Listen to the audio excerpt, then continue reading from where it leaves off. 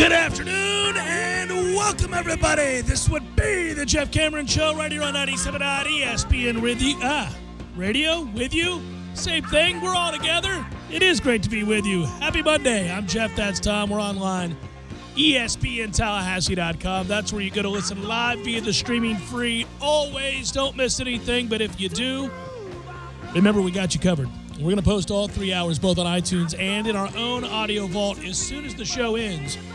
So you can go get caught up at your leisure. And when you do, you'll note that there aren't that many commercials. That's because we have a fantastic podcast sponsor, Carlton Dean, carltondean.com. Learn more about how to make money in commercial real estate, invest in property, carltondean.com. You can email the show if you like, jcs at 979espnradio.com. Find me on Twitter at jcameronshow, WTSM app for your mobile devices.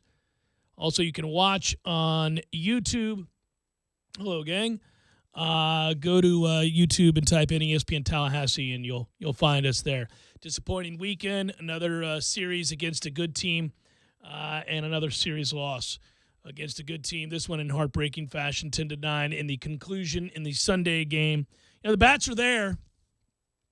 Tyler Holton's also there on a regular basis for Florida State. He's been good. He's had quite a few performances this year. Now he's starting to do it with the bat, too. At a necessity, but I don't know. It's more of the same, I guess you'd say, for Florida State. I will say this: if you're going to go through and look at the weekend that was, you lose that first game in a kind of a convoluted fashion, and then you get the great start from Holton and the dominant start and the start of his career, really. And then yesterday, you just see further evidence that Florida State just doesn't have enough pitching. And in addition to that, they've really kind of just bastardized this situation with Carlton, who, when he did pitch, didn't pitch well. But I don't know. I don't put much on him these days. He's got an undefined role.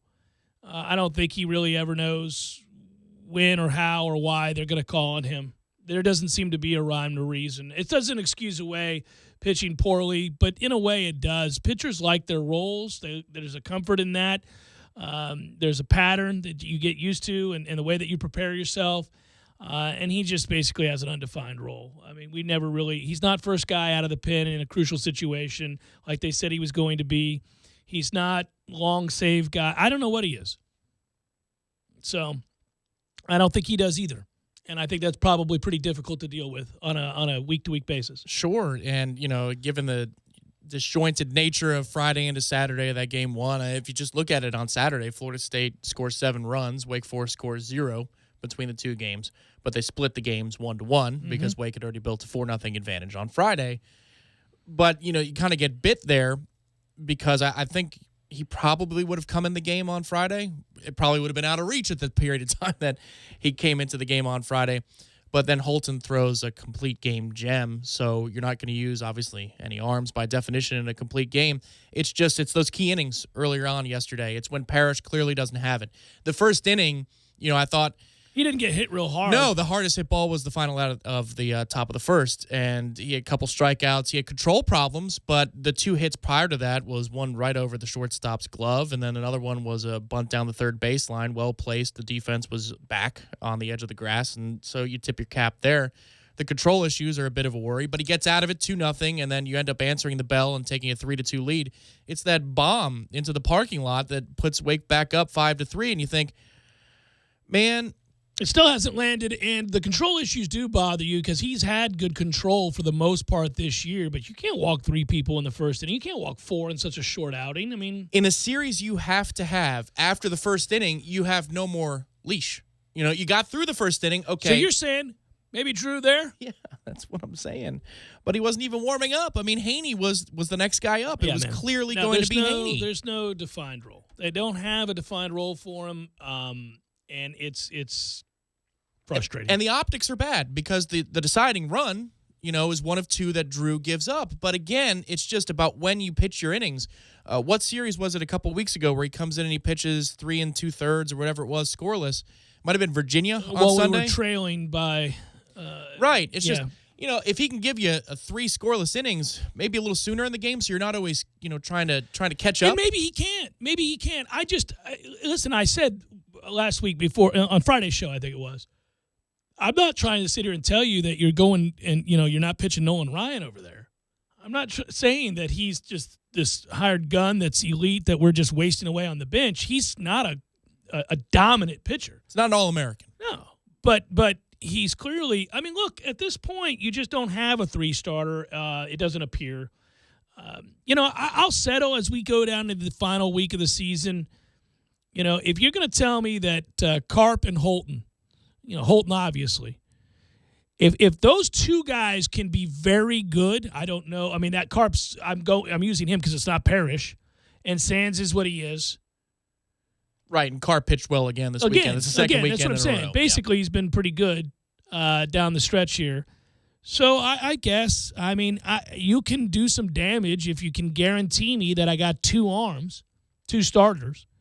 You're not. It's not ideal. I'd certainly like to be blessed with more depth than we have, but give me 2 guys I can count on. And I don't know that we have that. Right now I know we have 1 guy I can count on. If you give me 2 with these bats, I got a fighting chance. Listen, they pick up the baseball now. They've gone 50-something plus innings without making an error.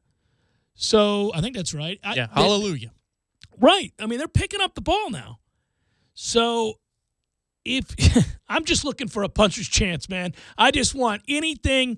You're going into a series, and by the way, it's a Thursday through Saturday series against a Louisville team that is dominating folks right about now and continues to play great. And, I don't get a good vibe about how that's going to go. Let's just put it that way. I don't think from a standpoint of where our heads are at, the way they're playing, what we bring to the table, with all the deficiencies that we've duly documented now, and I don't want to, continue to beat a dead horse, you can't feel good about how that series is going to go. I thought they'd win 2 out of 3 at home this weekend. You'd go into it feeling a little bit better about yourself. I just don't know how you can at this point. When they've played anybody who's any good, they lose. Basically, in a nutshell, this season is when they play teams that are good, they lose. They lose series, they lose period. They just do. There are a few exceptions, the Clemson series being one. You can find moments, nuggets, where you go, oh, well, they did well here, they did well there. But by and large, this is a very disappointing season that is going to finish with them having a sub-500 record in the ACC. What's crazy to me is they have to sweep Louisville to avoid that, by the way. That's insane. Well, so they're not going to sweep Louisville. I should reiterate that, yes, right? Yes, you should. They are going to finish the year with a losing record in conference. And the only way to avoid that is to sweep Louisville. And they're not going to sweep Louisville. So they're going to finish this year with a losing record in conference. But they clinched a place in the ACC baseball tournament this weekend, buddy. So there is a positive there. At least there's more games to be had. They'll be in the tournament. Yes. They made it. They'll be participating. They made it. They get to stay in Louisville. Yeah. They get to stay after they wrap that series. Actually, the way those tournaments go, you know this as well as I do, that they're all kind of truncated the way these things go. I mean, they could find a way to win that tournament. What's just crazy to me is you have a game yesterday that you got to have. You got to have the game yesterday. And you go, okay, so you take the 3-2 lead and Parrish gives up the bomb in the 3rd inning. But that's not enough. You got to roll him back out there to start the 4th inning, and then you have to go to 3 other pitchers, none of which are named Carlton, to get out of the 4th inning when you give up 3 more. It's just, again, this isn't a guy that's going to come in and necessarily miss bats. He doesn't. That's not the kind of pitcher he is. But how is it that he's the 6th pitcher yesterday out of the pen, 5th one out of the pen? That's incredible. I've bitched about this, but I've also said, in the process of complaining about this every week, that we're not privy to everything, and baseball does the baseball program has done a very good job, much the way Leonard Hamilton does over the years, of keeping things in-house and keeping the family together, if you will, and to keep the media on the outside looking in without that much insight into the day-to-day operations as to what decisions are made and why. And that's fine. Listen, if I ran a program, I'd probably do the same. I don't need everything that we're dealing with internally to become external. I don't need the press to write about or talk about. I don't need some afternoon host, pinning down why we're struggling in certain areas. I'd be fine keeping it in-house. So I don't blame them for that. But it does lead me to speculate that there's something more to all of this than I realize. That's all I'm saying, or that we could realize, because I've not seen them be as inconsistent and perhaps, at least from the outside looking in, confused as to what they're doing with the rotation or the bullpen or pitchers in general over the course of a season like this. Or maybe just specifically one guy. I don't know. Maybe I should just say that. Or you could say covert, because they said he was going to have a different role, and it's the exact same kind of willy-nilly role that he had since he was moved to the bullpen. It's just hard to figure.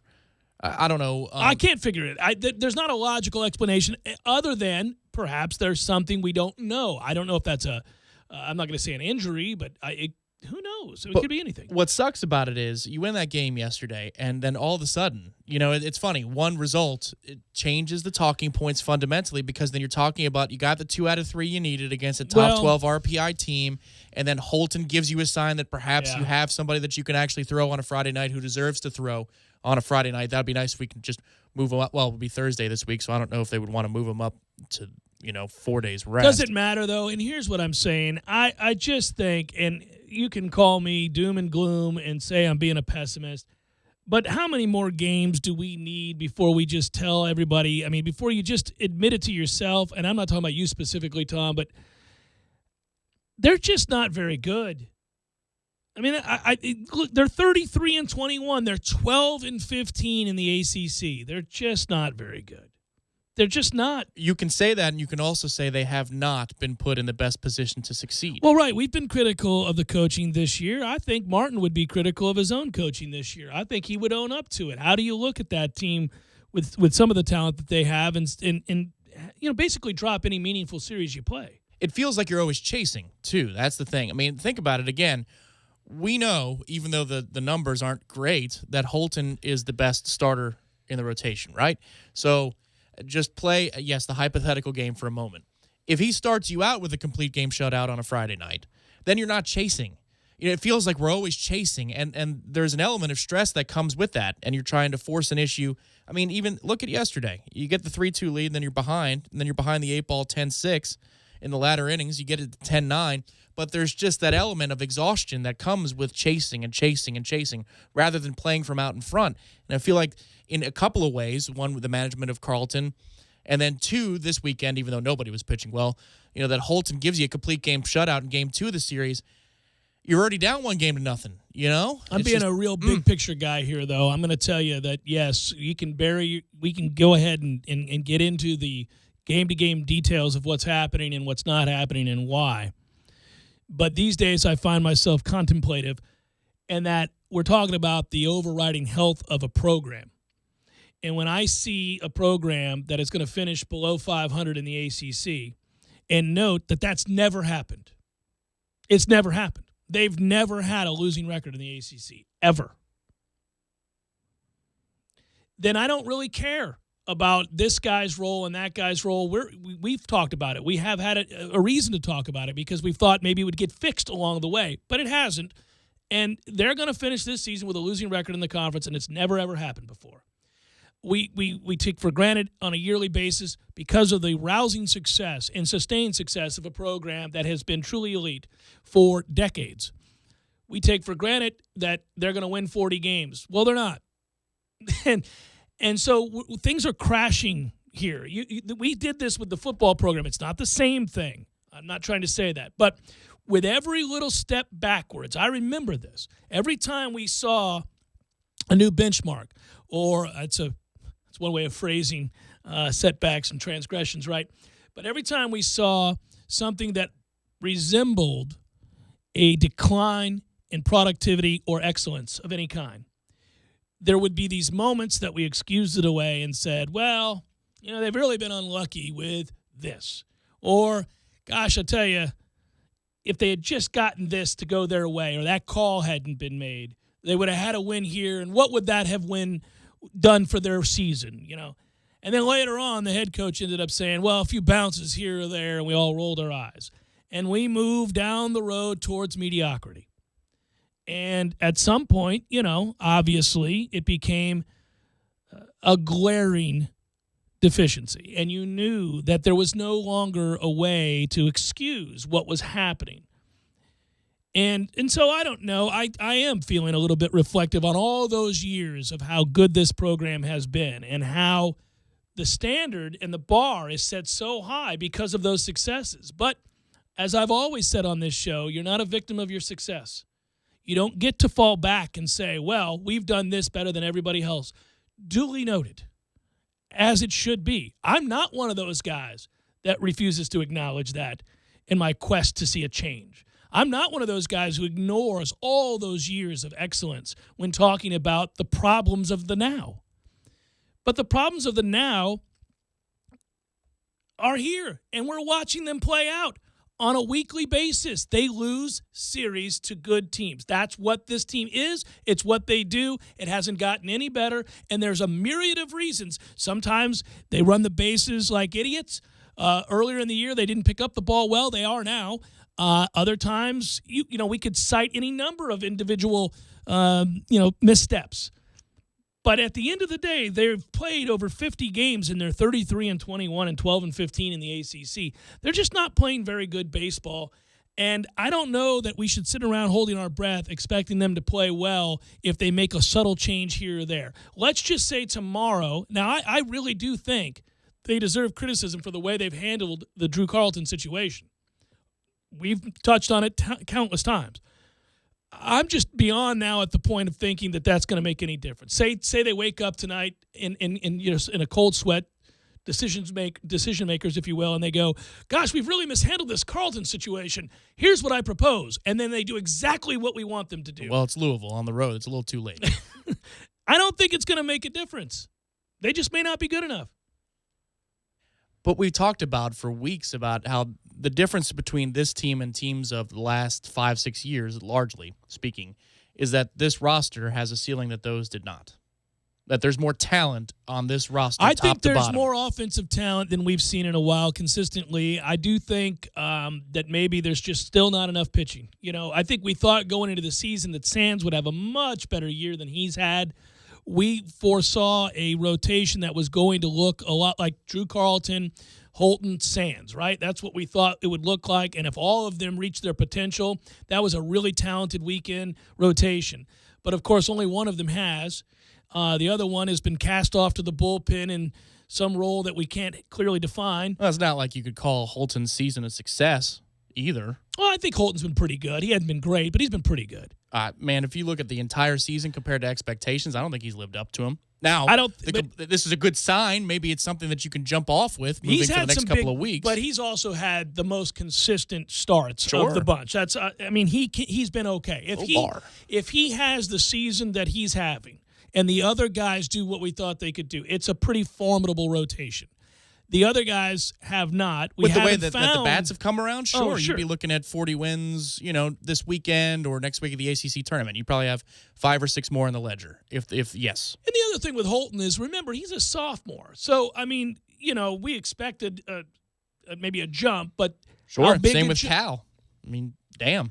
That dude's a sophomore. He's hitting 220. But again, if you win this series and you win that game yesterday, you say, yes, I know he's hitting 220, but that one in the 1 for 5, what a huge home run that was in a big situation. It changes the narrative completely. But you didn't get it done yesterday. Well, Wake's a team that averages more than 8 runs a game, and you get a complete game shutout from Holton. You think going into that Sunday game, you are so buoyed by a performance like that against a great offense that surely you're going to come out and show up and play well. And, you do offensively, I guess, but it just hasn't happened from a pitching standpoint all year long. Watching the bigs is just as like college. It's a 20, 25-minute top of the first inning. That really takes the wind out of your sails, even if it is only 2-0 and you get out of it avoiding further damage. You feel like momentum is a bit neutralized after them having momentum, and it's like the boa constrictor for the better part of 15, 20 minutes. But still, I think we're just forever standing out here in the field waiting to get to the plate and do some damage here. I think, too, it's left me wondering, if this comes to a crashing halt at the end of the year like we suspect that it will. Just what the offseason looks like, what next year looks like. The problem is there's this sense that it's going to look an awful lot like this season. And we haven't even done the postmortem yet on this season, but we feel like we're getting dangerously close to that time that they're not going to be playing that much more baseball, and because they don't have the goods to keep playing. So when that happens, I hate the idea. Every year, we get pretty excited in these parts about college baseball in a way that doesn't really happen elsewhere. Well, it does in select markets, but very few. And that's one of the things that's always been kind of fun for us, is that we get pumped about this. And that's because the product is always so good. But what's that going to look like going into next year when nobody believes in the product? No, again, I can remember having a conversation 3 years ago, and we were talking about the infrequency with which we're reaching Omaha compared to the program standard of the heyday. And that was the discussion point. It was understood that we'd be vying for a national seat every year. But, in the last 3-4 seasons, you're talking about fundamental issues where we question recruiting, we question talent, we question coaching this year. I mean, it's a slippery slope, and it's going down the hill where the consistency has been is at the plate. We've hit. We found a way to score runs. We get on base. That has happened every year, but we've alternated issues with starting rotation or bullpen or lack of fielding or base running. It just there's been more than one big issue every year these last few seasons. We thought maybe you get over the hump in 12, you go to the College World Series, you get some more talent in here again for once, and maybe that little blip is off the radar. But it seems like the blip is getting bigger. It's getting closer. They feel like a decent program. Right. That's probably about the most damning thing you can say about now. Yeah, this team is the most talented one of the last how many years? No, I agree with you. I'm just saying it's sucks. You're kind of just sitting there in limbo where you feel like, they're a decent program. Florida State ought not, given their level of excellence over the course of 30-plus years and the standard set by that man, ever just be kind of a decent program. I mean, they're sub-5. Hell, this year they're not even a good program. They're sub-500 in the conference. Again, it's never happened. So, it's tough. It's a hard pill to swallow. I know the retort, if you're on the other side, is, look around. Every other program that you would note that's playing great right now has had seasons in the last 20 years in which they were not very good in their own conference or falling outside the top 25. It's just our turn. But you don't get the sense that this is moving in the right direction, that the blip happened and that we're coming back around and that everything's going to be okay. You begin to believe at some point it's the beginning of the end if you hadn't already started believing that. Maybe this year's just further affirmation for those that saw the signs of this 4 and 5 years ago and were saying as much. It's Jeff Cameron, 97.9 ESPN Radio.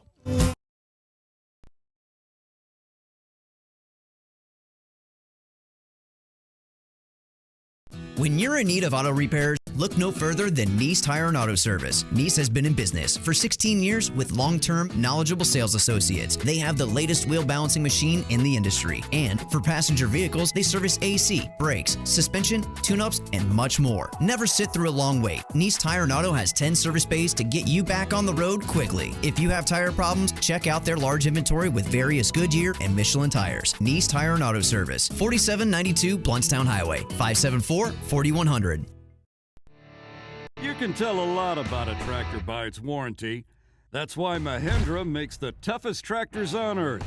With steel, not plastic. Backed by the industry's best limited powertrain warranty, period.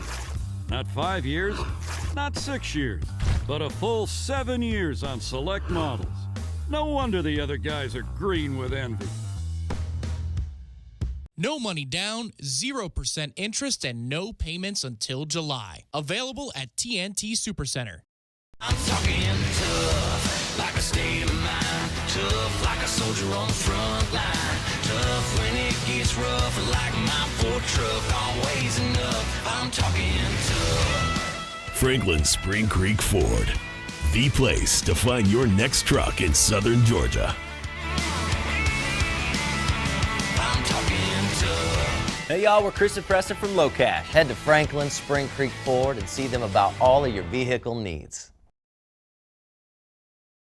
Looks shiny and delicious because it's the cheapest, right? But you wind up with that rotten apple that leaks or starts to fail immediately. All roofing quotes are not equal. Cheap estimates equal cheap materials, subpar labor, or both. For quality that lasts, call us at 656-8112. Harper Brothers Roofing.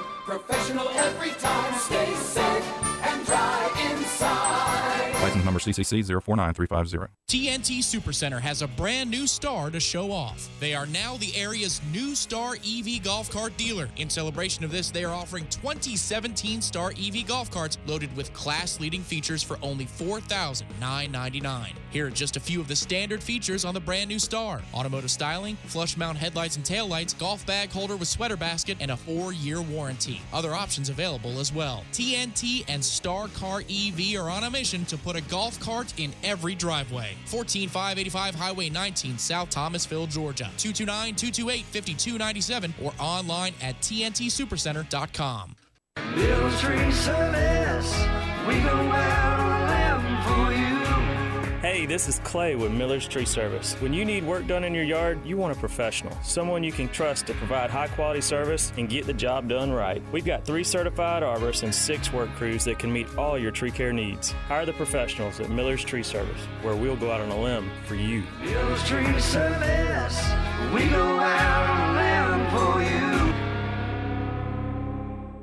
Hi, Chris Kraft for Kraft Nissan. Once again, all of you with stellar credit ratings, congratulations. And this message is not for you. All year I've been talking about our New For You program to assist good people with things in their credit. And just last week, a friend of mine came into my office worried about his own credit rating. But thanks to our New For You program, you guessed it, he drove away in a brand new Nissan Altima. We are proud of the fact that we have helped hundreds of people that were previously limited shopping little used car lots where they overpaid, got huge finance charges, and had very few choices on cars to purchase. Some of those lots may actually hurt your credit more than they could ever help. So remember, credit score under 600? Come on in. Recent bankruptcy? Come on in. Recently divorced? Come on in. Think you have a financial problem we've never heard of? Come on in to Kraft Nissan. And come see the one dealer in Tallahassee that can really help you out. Come see the cars that everyone wants at the hottest dealer in town, Kraft Nissan. And remember, if you don't see the Kraft tag on your car, you paid too much, way too much. Kraft Nissan on Mahan Drive between Academy Sports and Costco, or visit us on the web at craftnissan.com.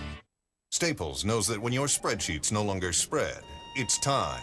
When your presentations are not presentable, it's time. And when tensions in the office are high, no, tensions are very, very high. It's definitely time. And it's times like these when pros turn to Staples. Staples has a full range of tech services to help your business with everything from data recovery to virus protection. And right now, get $50 off PC diagnostic and repair service, so your business won't miss a beat. Staples, it's pro time. Ends 5/27. Service does not include parts. If there's one thing the pros at Advance Auto know, it's parts. Advance Auto Parts and Batteries. I'm on your website and it says I can buy online and then pick up in store? Yes. And how long does that usually take? 30 minutes or less. I need a battery for my 2013 Ford Escape. Our Autocraft Gold, it's got a 3-year warranty. Man, you really know your stuff. I'm 33. Am I too young for a cardigan? Too young for a cardigan. Advance Auto Parts. We know everything about auto parts. Order online at advanceautoparts.com and pick up your order in store in just 30 minutes. Also at participating CarQuest stores. You're listening to The Jeff Cameron Show on 97.9 ESPN Radio.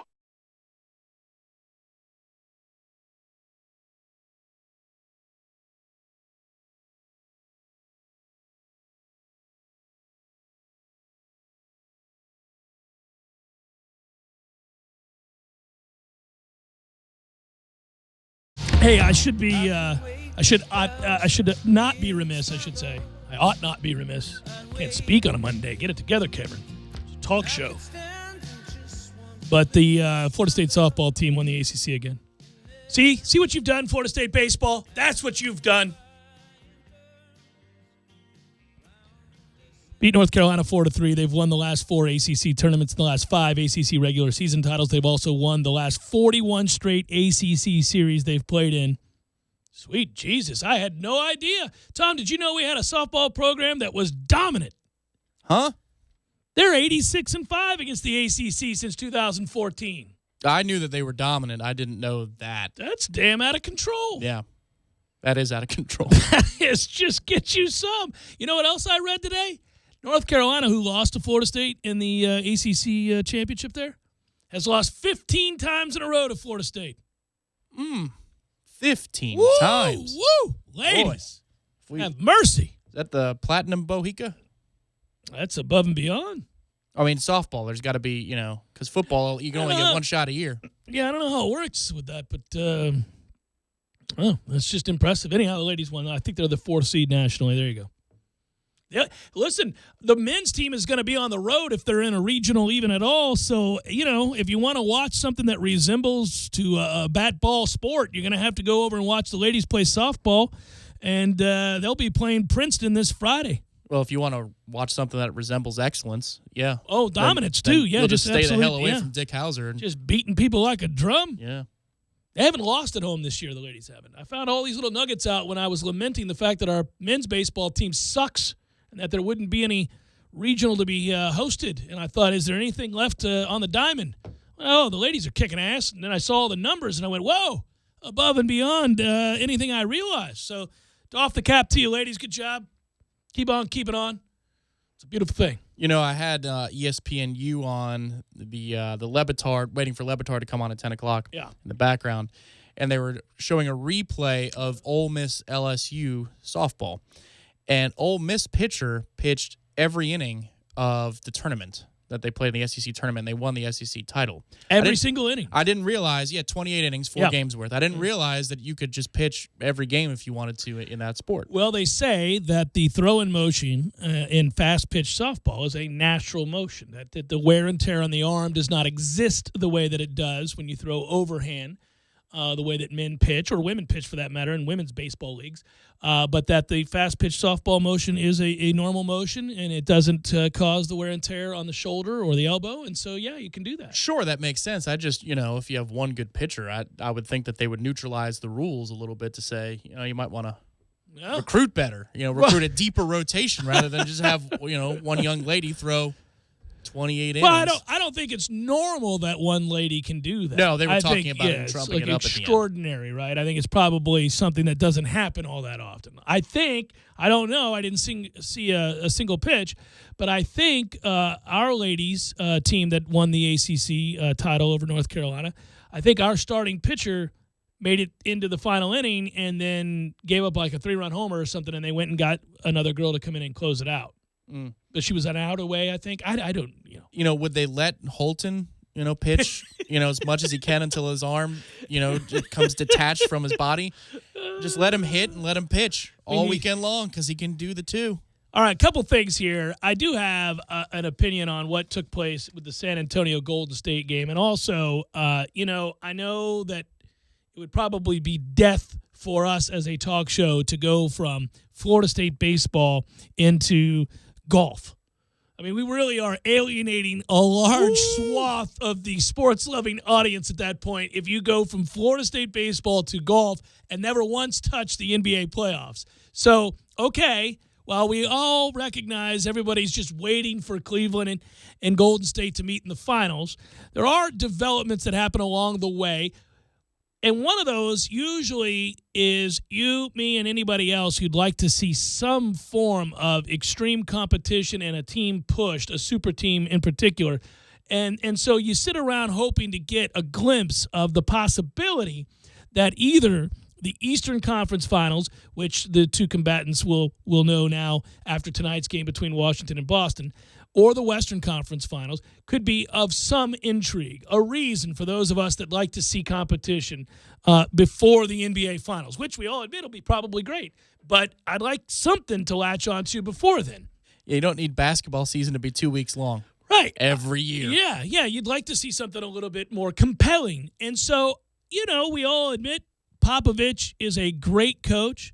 Kawhi Leonard has emerged as a top 4 player in the league. And his place in that ranking, depending on a given night, you might think he's the second best player in the world. You might think he's just top 5. I think he's moving pretty rapidly towards that second or third best player in the world. Yeah, if you value defense, then he's the second best player in the world. Oh, yeah, I agree. I think if you look at both ends of the court, sure. But anyhow, what you have happen is a situation where he's re-aggravated the ankle injury. And now I think just in short term, what we have here is really problematic for the league yet again and for us, the fan, that wanted to see something more. Because Kawhi Leonard is a bona fide superstar who was helping San Antonio have their way with Golden State in Oracle. They were dominating that game. The game was being played at the pace that they wanted. He largely dictated the terms there. Popovich had to have been elated with what he was getting. And just practically speaking, what we were getting then in that situation was a win for San Antonio, which, again, I don't really care who wins that series. I want compelling basketball. But a win for San Antonio in that series, in that game, that first game, was going to pretty much guarantee that we were going to get 6 games. So we were going to have something to grab onto there that could have been pretty interesting. Golden State, by the way, inexplicably goes through the motions way too often these days in these important games. We can cite a few of these where we're going, what the hell is going on at Golden State when they're playing at home in pretty important games? But Kawhi got undercut. The question is whether or not Pachulia did it on purpose or not. And for those that haven't seen the replay, we're talking about him going up for a shot and not being given a place to land, which is actually against the rules. There is a specific rule in the NBA in which an offensive player must be given a spot to land. You can't undercut him. You can't put your leg or your foot underneath his. It happens, just the nature of the sport, all the time, where a guy, maybe his momentum carries him on a closeout to where that can happen, where you land on a foot. But we all know the difference between it being an accident and it being intentional. And there are some very famous defenders who made a habit of this to get under the skin of opposing players, many of whom were considered very, very dirty. Bruce Bowen is a great example of a guy who frequently undercut or did not allow for a place to land for a shooter. And if you're a great shooter, you kind of get used to this action, this defensive play or this cheap shot, however you want to describe it.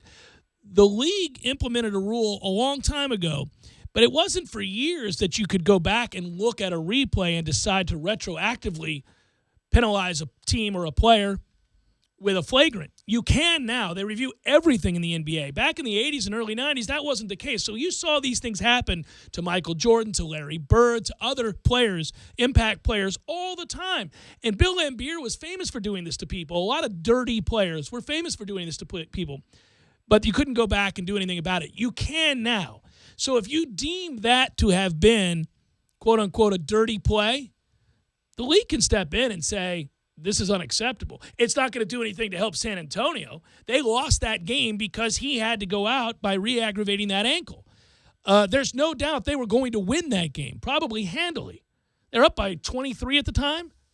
Yeah, they go on an 18-0 run. Yeah, the whole game flips. So I would just say that if you've ever played on a regular basis, in a pickup league, in the Y, or obviously organized basketball of any kind, you probably believe that was intentional. I do. I think it was intentional. Yeah, I think context matters too, because Kawhi actually first turned his ankle by landing on David Lee, who was sitting on the bench, same side of the court, nearly same spot on the court, as he was shuffling his feet to get back on defense after he let a shot go. And that's when the ankle turned, and it was a nasty one. And he has to come out of the game initially, comes right back in, but everybody's on Kawhi ankle watch. So it's hyper covered within the game, and there's no way the Golden State bench doesn't know about what's going on there. So, if that happens on a closeout in the flow of the third quarter and there isn't a first incident, I'm not so sure. But a couple of things happened. A, that first incident, and B, the shuffle step that Pachulia takes to get underneath Leonard. It's a secondary step on the closeout. Extra step, Tom. Yes. It's the extra step that caught my eye as well. It's the first time that I said anything. Okay, in watching that, and I was, in watching that, I thought, you've got to close out on Kawhi Leonard. He's going to hit the shot if you don't. He's the guy right now. He's killing you. You've got to make a play on that. So I get if momentum does carry you in that situation. It's the last step, the extra step, that made me go, okay, gotcha. And then here's where I was torn, and we're going to come back and talk about this because I don't want to be a hypocrite. We've had this discussion on the air when a guy's lighting up FSU, when a guy like Scott Wood or somebody, wasn't it Scott Wood, wasn't that his name? Oh, yeah. Or people like that are just killing Florida State. And I've said that I wasn't above perhaps Bottoms off the window, off balance 33 feet. Oh, super. Scott Woods got it for you. Yeah. So what I'm saying is when things like that are happening and somebody's unconscious and, we really got to put a stop to this because this guy is all by himself causing us an opportunity to win this game. I've described measures that can be taken by the team that is suffering this fate. And somebody listening to this might be going, Cameron, don't you be getting on my man for the extra step. You would have called for it. No, I wouldn't have. There is a slight difference in what we're talking about here, and it makes all the difference in the world. I'll talk about it next. Jeff Cameron Show, 97.9 ESPN Radio.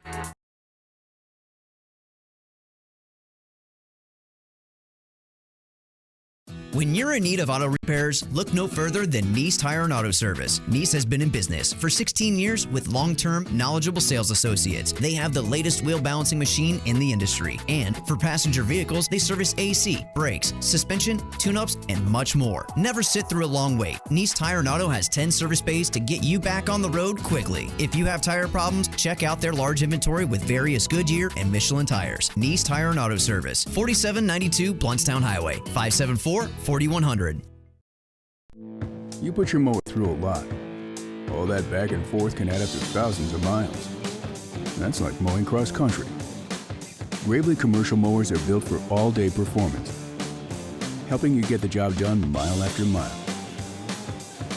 Gravely, built to mow the distance. Get your Gravely motor only at TNT Supercenter, your one-stop shop for work or play. 14585 Highway 19 South, Thomasville, Georgia. TNTSupercenter.com. I'm talking tough, like a state of mind. Tough, like a soldier on the front line. Tough when it gets rough, like my Ford truck. Always enough. I'm talking tough. Franklin Spring Creek Ford, the place to find your next truck in southern Georgia. I'm talking tough. Hey y'all, we're Chris and Preston from Low Cash. Head to Franklin Spring Creek Ford and see them about all of your vehicle needs. Autocraft Gold, it's got a 3-year warranty. Man, you really know your stuff. I'm 33. Am I too young for a cardigan? Too young for a cardigan. Advance Auto Parts. We know everything about auto parts. Order online at advanceautoparts.com and pick up your order in store in just 30 minutes. Also at participating CarQuest stores. His three-pointer, bang!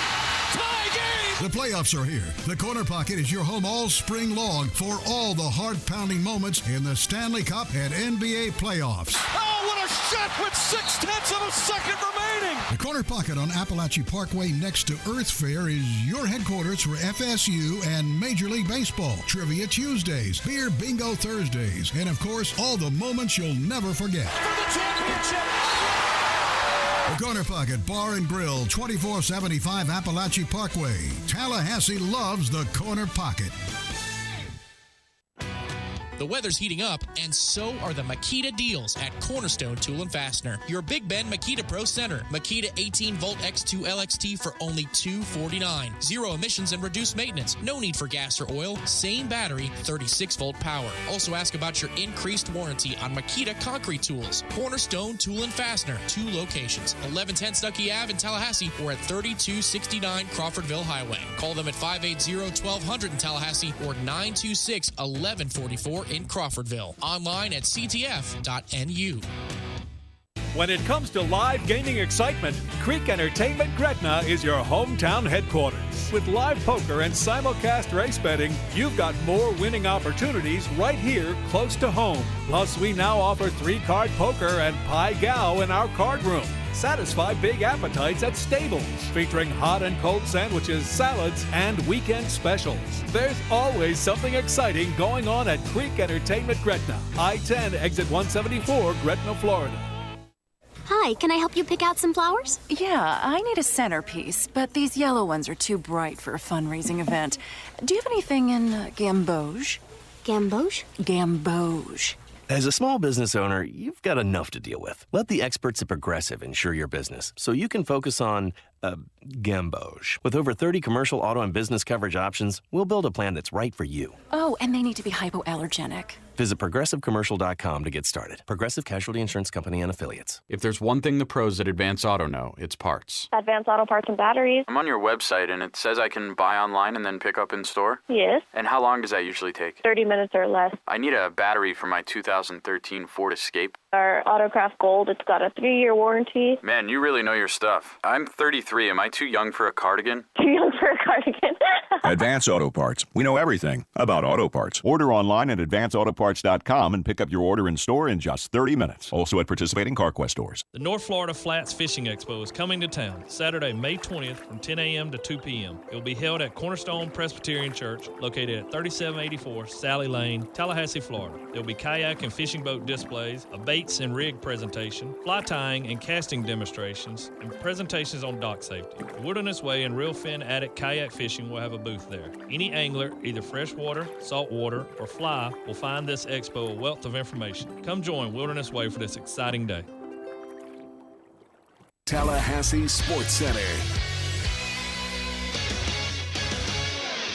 I'm Tom Lang. In what could have been the final weekend series of the year for Florida State baseball, the Noles came up just short. Florida State loses 10-9 on Sunday afternoon at Dick Howser Stadium to drop the series 2-1 to the Wake Forest Demon Deacons. The biggest bright spot for Florida State was Tyler Holton's complete game shutout in a 4-0 Saturday win. Next up, a Thursday through Saturday series with ACC juggernaut Louisville before the ACC baseball tournament also in Louisville, Kentucky. The NBA Conference Finals are already underway in the West, but after Golden State rallied from 25 down to win Game 1, matters are looking bleak for San Antonio. The Warriors' run was largely aided by a re-injury of Kawhi Leonard's hurt ankle, and Kawhi is unlikely to play in Game 2 of the West Finals tomorrow night. The Eastern Conference Finals will be set after tonight's Game 7 between Boston and Washington. Coverage of that game begins right here on 97.9 ESPN Radio at 7 p.m.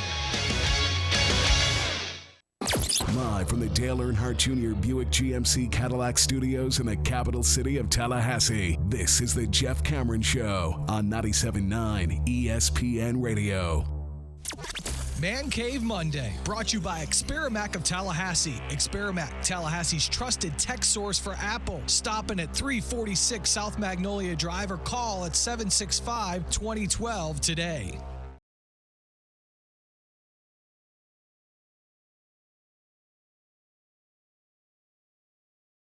Pachulia Zaza. Shoulder to the midsection and or testicles. Okay. That guy is going to be all right. He's going to lose his wind in the moment. He's going to have to come off the court, worst case scenario, for a few seconds. But that maneuver I'm discussing has more of a psychological impact, and that's the intent. The intent is I'm going to make you think every time you rise to shoot subsequent jumpers that perhaps that could happen again. Maybe I'm just that clumsy. Or at least I can feign the moment. Duck a shoulder. Happens all the time on a closeout to a shooter. Guys fake. Oh, hell. We used to play. Anybody who played, I mean, you get the guys who slap at your stomach, act like they're going to hit your manhood. Correct. They don't do it. Yes. And they're never going to do it. Except for that one time when they stumbled into you with the shoulder and caught you. Now, every subsequent time you think it's possible, and it has the desired psychological effect. But a number one rule amongst all ballers is you can't undercut somebody. And this is the equivalent of undercutting somebody. But here's the problem with this. He did a really, really good job of it in that I can't say with 100% certainty that he did it on purpose. I think he did. But I can't say with 100% certainty he did.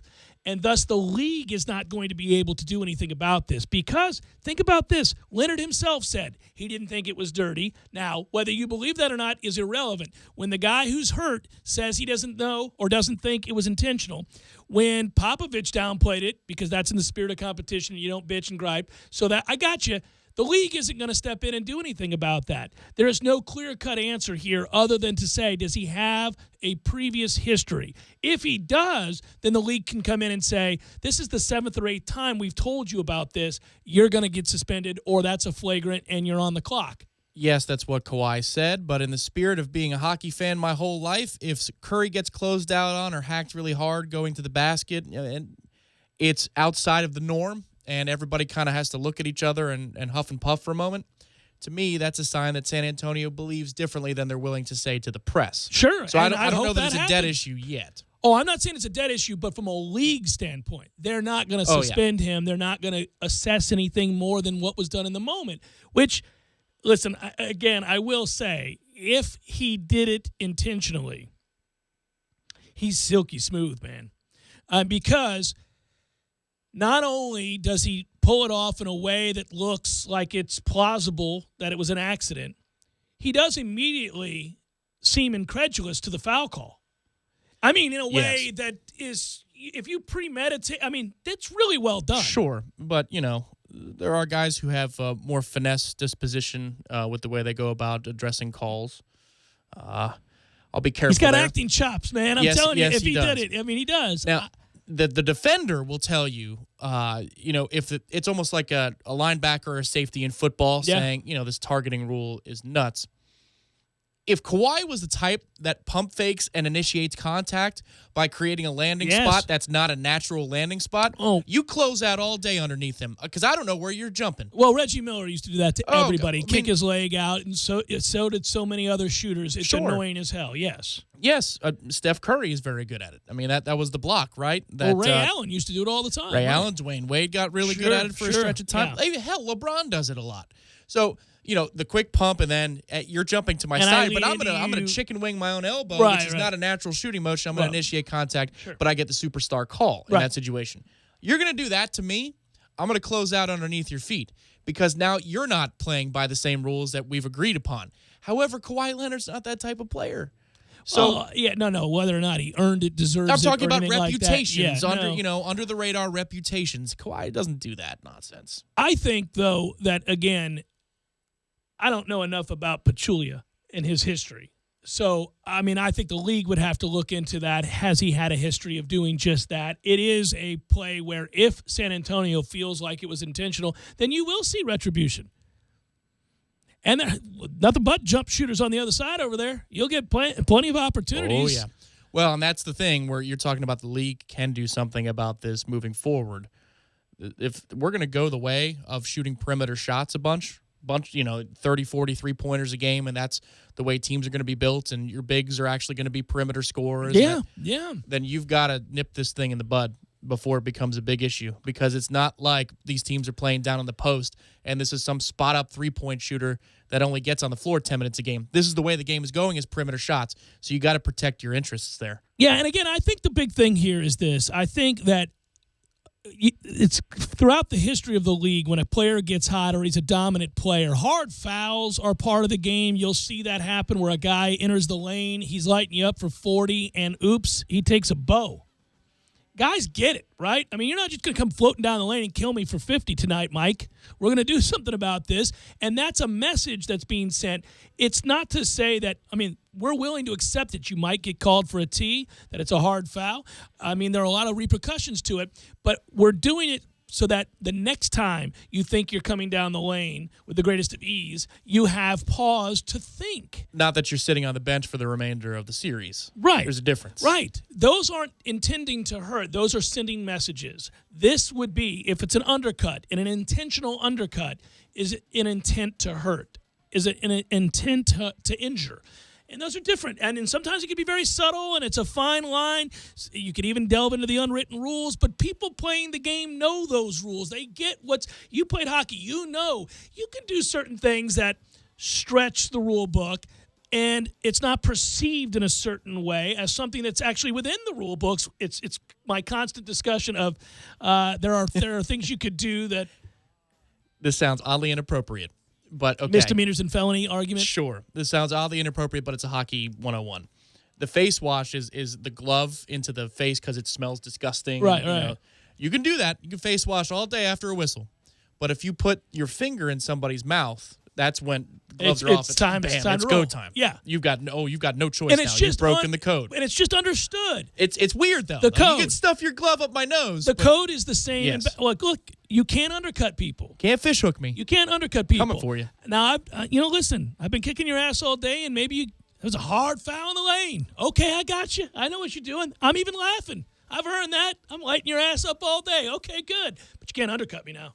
Now we're gonna have a problem.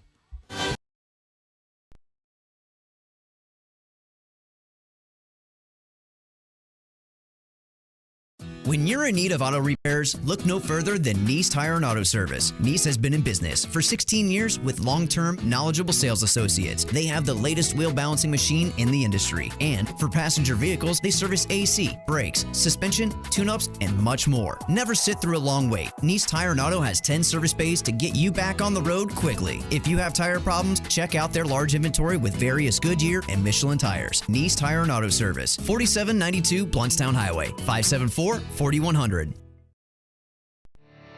You can tell a lot about a tractor by its warranty. That's why Mahindra makes the toughest tractors on earth. With steel, not plastic. Backed by the industry's best limited powertrain warranty, period. Not 5 years, not 6 years, but a full 7 years on select models. No wonder the other guys are green with envy. No money down, 0% interest, and no payments until July. Available at TNT Supercenter. I'm talking tough, like a state of mind. Tough, like a soldier on the front line. Tough when it gets rough, like my Ford truck. Always enough, I'm talking tough. Franklin Spring Creek Ford, the place to find your next truck in southern Georgia. I'm talking tough. Hey y'all, we're Chris and Preston from Low Cash. Head to Franklin Spring Creek Ford and see them about all of your vehicle needs. Exit 174, Gretna, Florida. Hi, can I help you pick out some flowers? Yeah, I need a centerpiece, but these yellow ones are too bright for a fundraising event. Do you have anything in gamboge? Gamboge? Gamboge.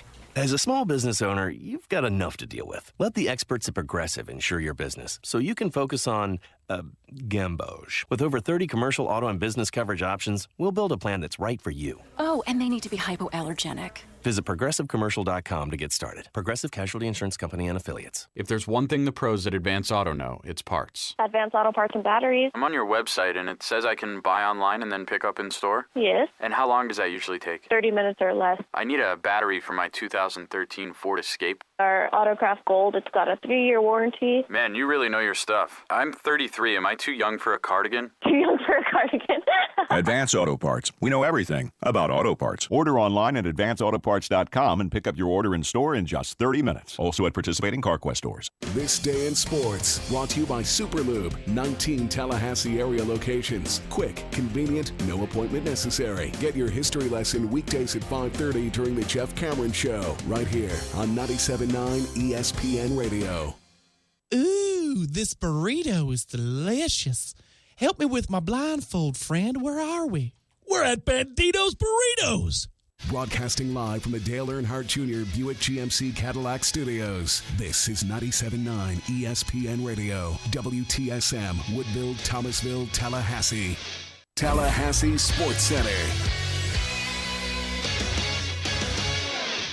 I'm Tom Lang. In what could have been the final weekend series of the year for Florida State baseball, the Noles came up just short. Florida State loses 10-9 on Sunday afternoon at Dick Howser Stadium to drop the series 2-1 to the Wake Forest Demon Deacons. The biggest bright spot for Florida State was Tyler Holton's complete game shutout in a 4-0 Saturday win. Next up, a Thursday through Saturday series with ACC juggernaut Louisville before the ACC baseball tournament also in Louisville, Kentucky. The NBA Conference Finals are already underway in the West, but after Golden State rallied from 25 down to win Game 1, matters are looking bleak for San Antonio. The Warriors' run was largely aided by a re-injury of Kawhi Leonard's hurt ankle, and Kawhi is unlikely to play in Game 2 of the West Finals tomorrow night. The Eastern Conference Finals will be set after tonight's Game 7 between Boston and Washington. Coverage of that game begins right here on 97.9 ESPN Radio at 7 p.m.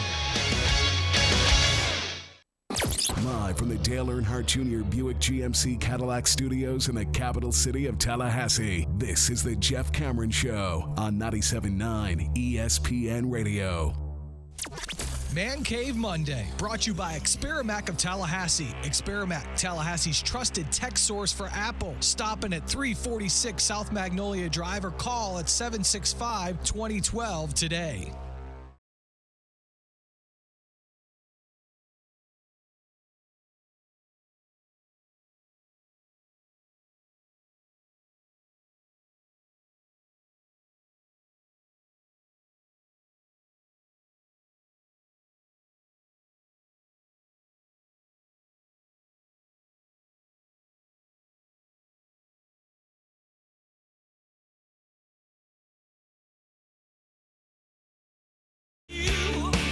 Hour number 2, Jeff Cameron Show, 97.9 ESPN Radio. Thanks so much for tuning to it. I'm Jeff, that's Tom. Good Monday, everybody.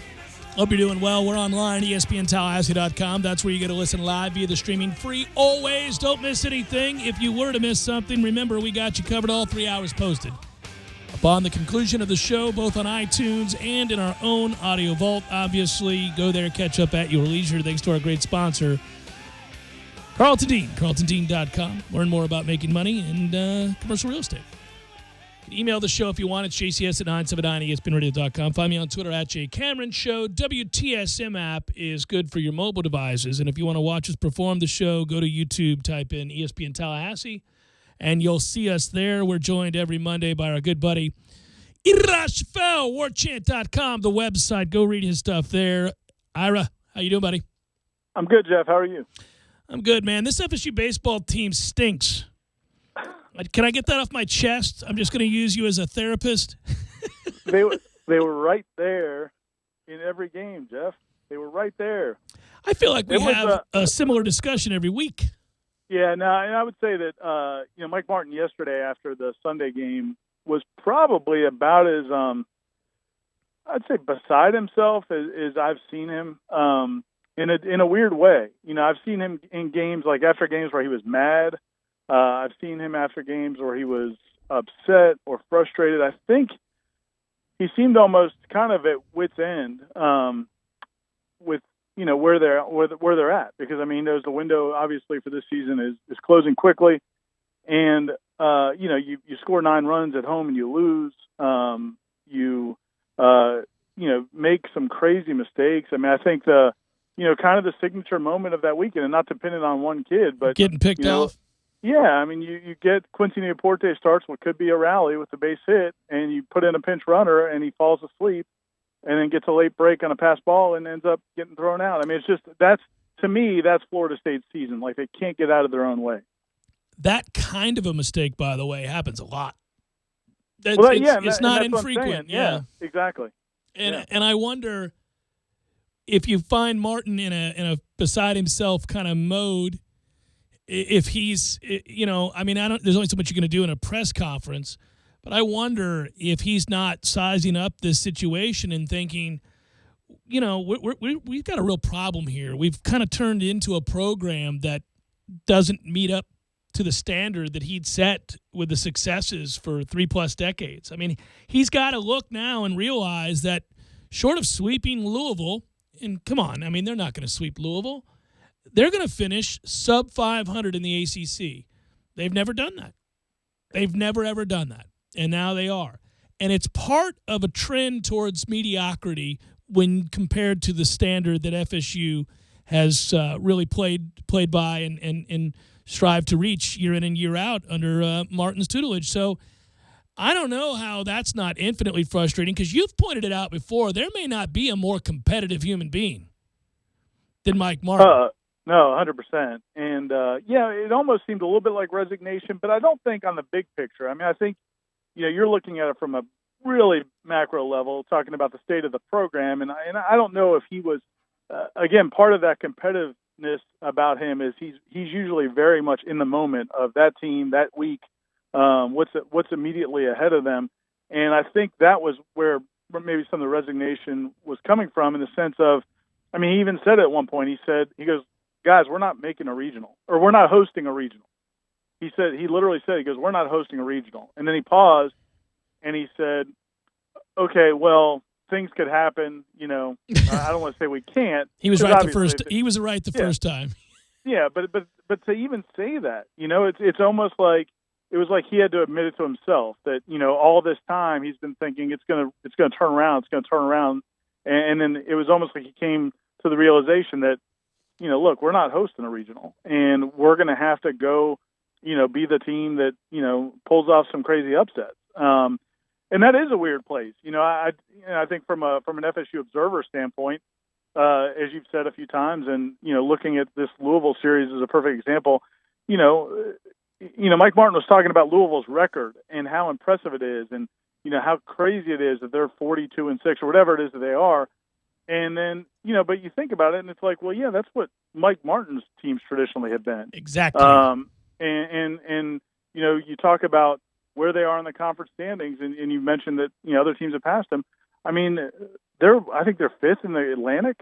I mean, that's it's just we haven't really seen Florida State baseball at this point in the season be where they're at right now. Yeah, in an effort not to pile on, but to talk about these things openly and honestly, it's startling.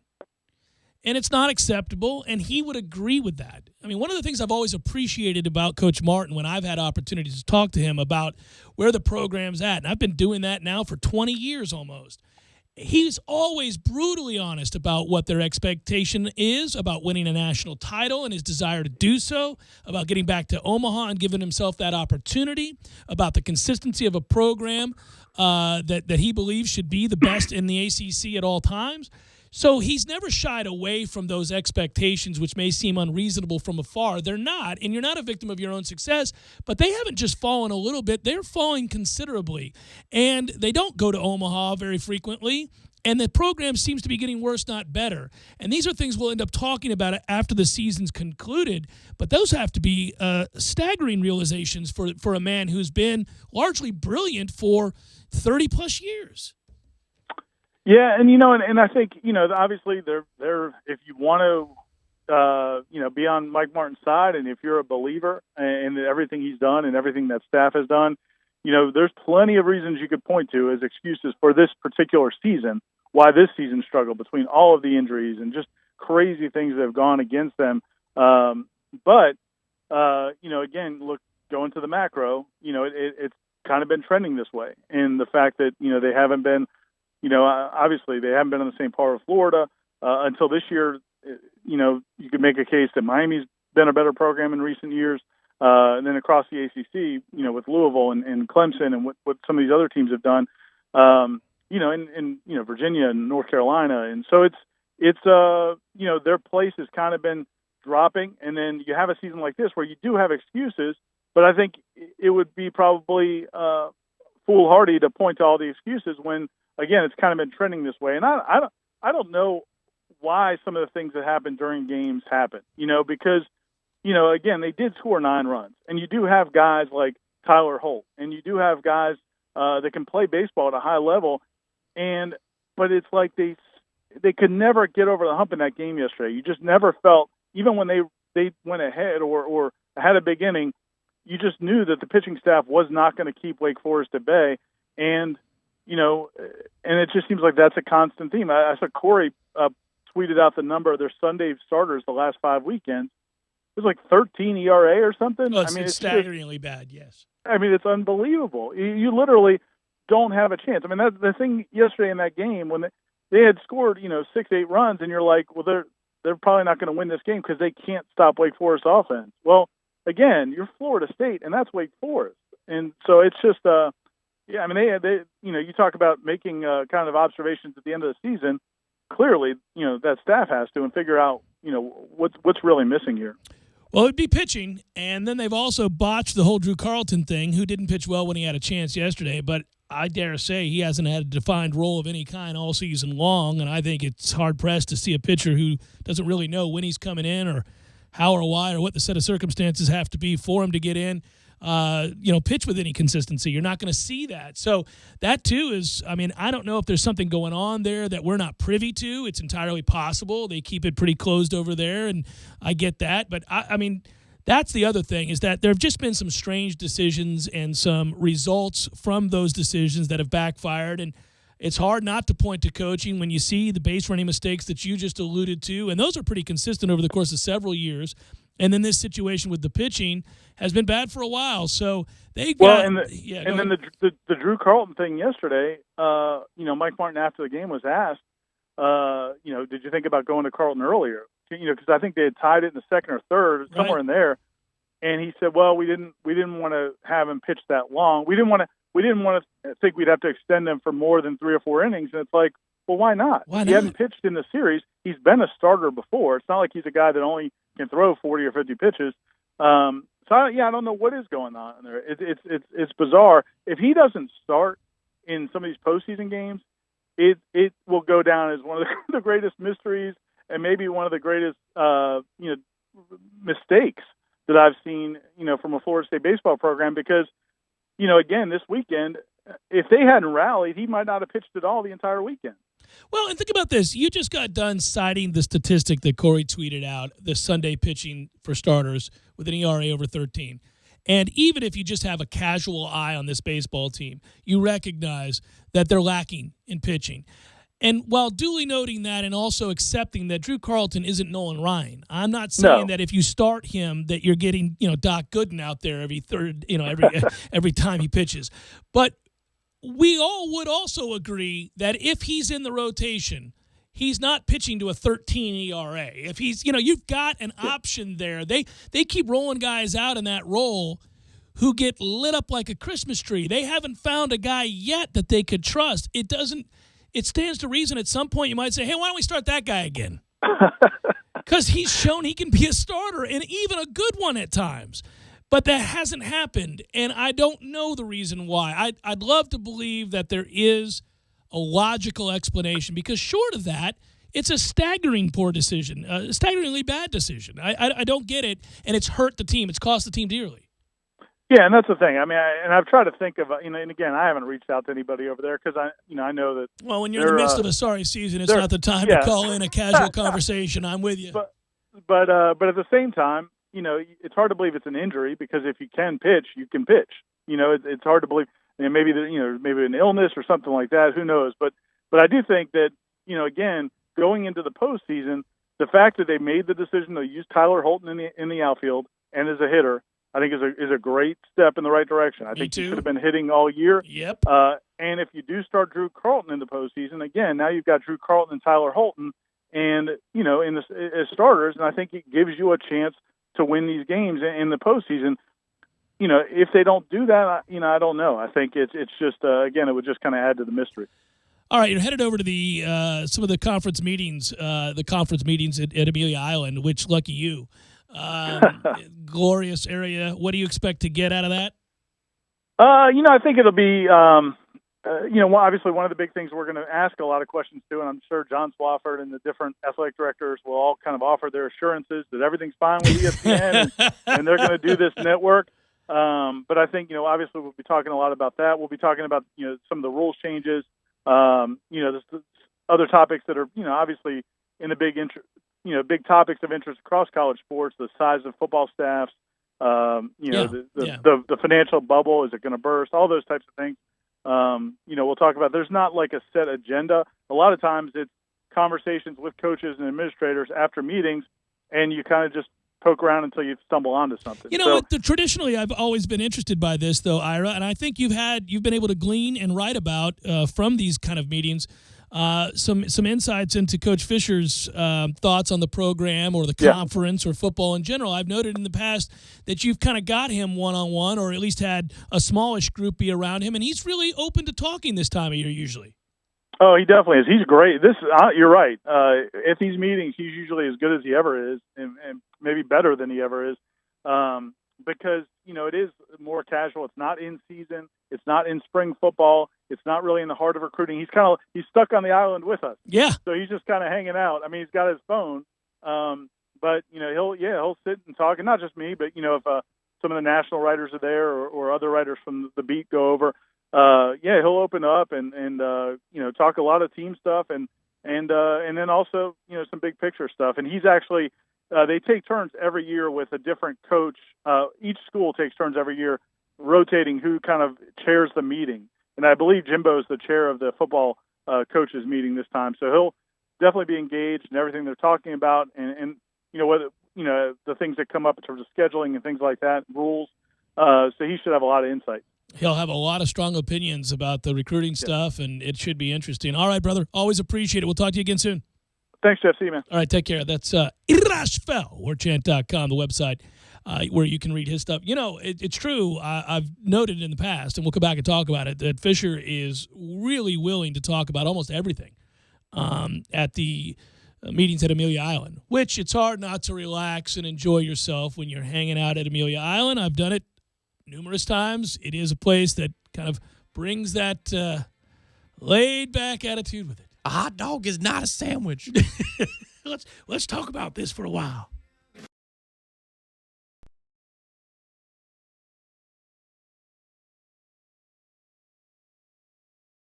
When you're in need of auto repairs, look no further than Nice Tire and Auto Service. Nice has been in business for 16 years with long-term, knowledgeable sales associates. They have the latest wheel balancing machine in the industry. And for passenger vehicles, they service AC, brakes, suspension, tune-ups, and much more. Never sit through a long wait. Nice Tire and Auto has 10 service bays to get you back on the road quickly. If you have tire problems, check out their large inventory with various Goodyear and Michelin tires. Nice Tire and Auto Service, 4792 Bluntstown Highway, 574-4100.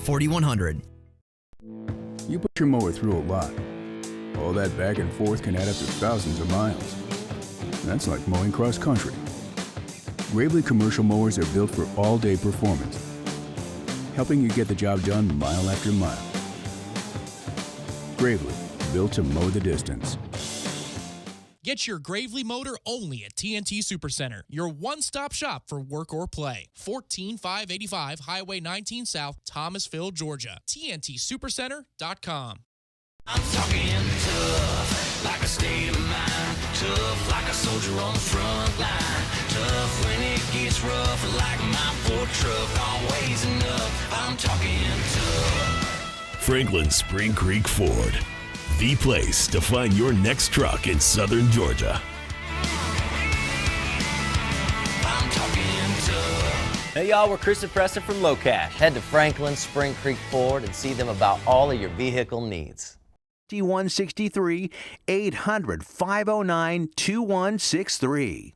Tallahassee's unquestioned sports authority. Who do you think you are? I am. 97.9 ESPN Radio. The City of Tallahassee Utilities reminds you that it'll be summertime before you know it, and summer's when we all benefit from positive environmental practices like saving energy, water, and money. Because after all, it's all connected. When your home is energy efficient, you save money on your utility bill, but you also help the environment because using less energy saves precious natural resources. Here are a few simple tips. Easy things you can do to use less energy. In the summertime, set your AC thermostat to 78 degrees and even a little higher when you're away from home. You'll be amazed at the money you'll save. Close shades, drapes, and blinds during the day. It keeps the house a lot cooler. Choose the proper AC fan setting. Put it on auto, not on. Auto saves energy, on runs continuously, and that runs into money. And while you're at it, schedule a free energy audit with the City of Tallahassee Utilities to identify low-cost and no-cost ways to make your home more energy efficient. You'll save energy, water, and money, and you'll help the environment too, because after all, it's all connected. A message from the #1 public utility in America. Learn more at talgov.com/YOU. Dude, are we on TV? Yeah, they got the cameras in here now. They tell me it's not going to affect the way we do the broadcast. I haven't noticed it so far. Tom and I just talk and everything's all right. But is it going to make me gain 10 pounds? They say you gain 10 pounds on TV. No, that's the food. Gordo's, bringing the flavor and flair of Cuban food to Tallahassee since 1996. Staples knows that when your spreadsheets no longer spread, it's time. When your presentations are not presentable, it's time. And when tensions in the office are high, No, tensions are very, very high. it's definitely time. And it's times like these when pros turn to Staples. Staples has a full range of tech services to help your business with everything from data recovery to virus protection. And right now, get $50 off PC diagnostic and repair service, so your business won't miss a beat. Staples, it's pro time. Ends 5/27. Service does not include parts. If there's one thing the pros at Advance Auto know, it's parts. Advanced Auto Parts and Batteries. I'm on your website and it says I can buy online and then pick up in store? Yes. And how long does that usually take? 30 minutes or less. I need a battery for my 2013 Ford Escape. Our Autocraft Gold, it's got a 3-year warranty. Man, you really know your stuff. I'm 33. Am I too young for a cardigan? Too young for a cardigan. Advance Auto Parts. We know everything about auto parts. Order online at advanceautoparts.com and pick up your order in store in just 30 minutes. Also at participating CarQuest stores. Out on the golf course, there are the obvious hazards. There's the pond, the bunker, the rough, the even rougher. Yeah, put me down for an 8. The giant maples. The row of houses out of bounds on the right. The angry flock of geese who've surrounded your ball. Even the occasional groundskeeper you had no clue was there. But if you think you found every possible hazard out there, think again. The hazard you missed could actually be a killer. It's the spot on your skin. the one that could be skin cancer. Fact is, if you're a man over 50, you're in a group most likely to develop skin cancer, including melanoma, the kind that kills one person every hour. 1 in 5 Americans is likely to develop a form of skin cancer during their lifetime. That's why your best shot is to check for a spot. It's easy. Follow through and check your skin. It could be the save of a lifetime. Go to spotskincancer.org to find out how. A message from the American Academy of Dermatology. You're locked in with the Jeff Cameron Show on 97.9 ESPN Radio.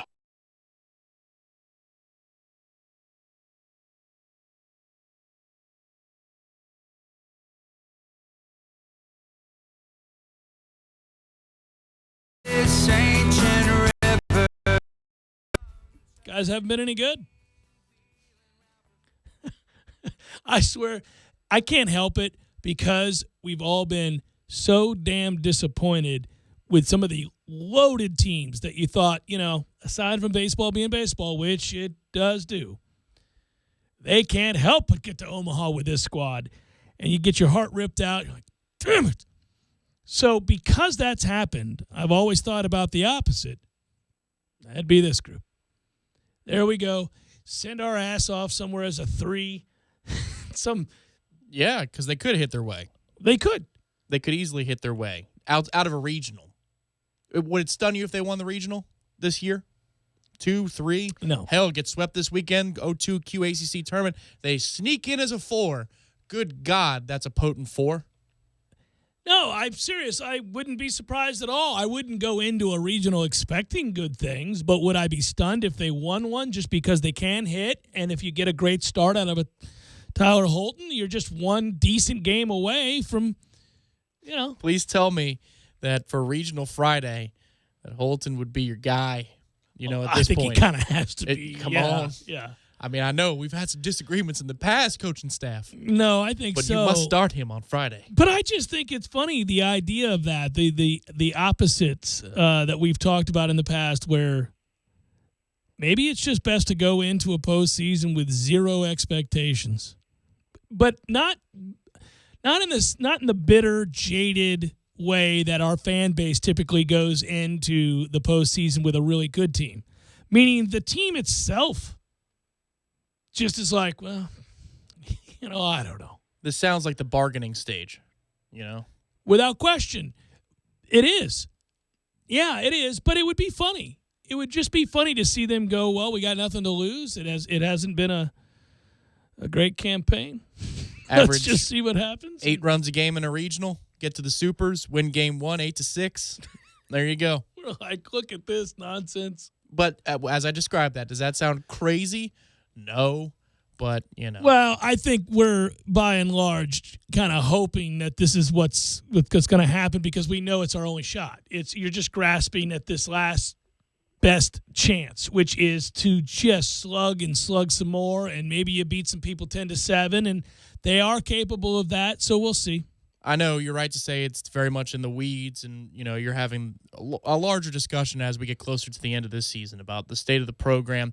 Ira brought up the word trend a couple of times in your interview. Yeah, it's trending the wrong way. Yeah, it has been, but it's just it feels like this team could be put in a position where they'd get out ahead in certain moments. Whether that's choosing a starting pitcher or choosing the order of the rotation, and it would be helpful to be playing from ahead at some points. Yesterday, even though you're up 3-2, he's absolutely right. When they go right back up 5-3 on a bomb. You just were never going to hold them down. Right, then it's 8-6, and then Carlton gives up the 2, it's 10-6. And naturally, those are the 2 runs from an optics point of view that are the deciding 2 that they score, and those are off of Drew in the 7th inning.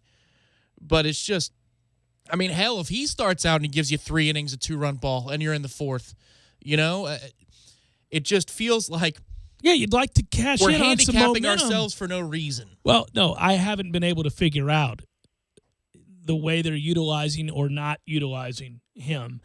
And I'm not guaranteeing, again, I want to be very careful. I say this all the time. I'm not guaranteeing that the start of him or of Drew Carlton would make everything all right, that he would go out and dominate and we'd all be okay.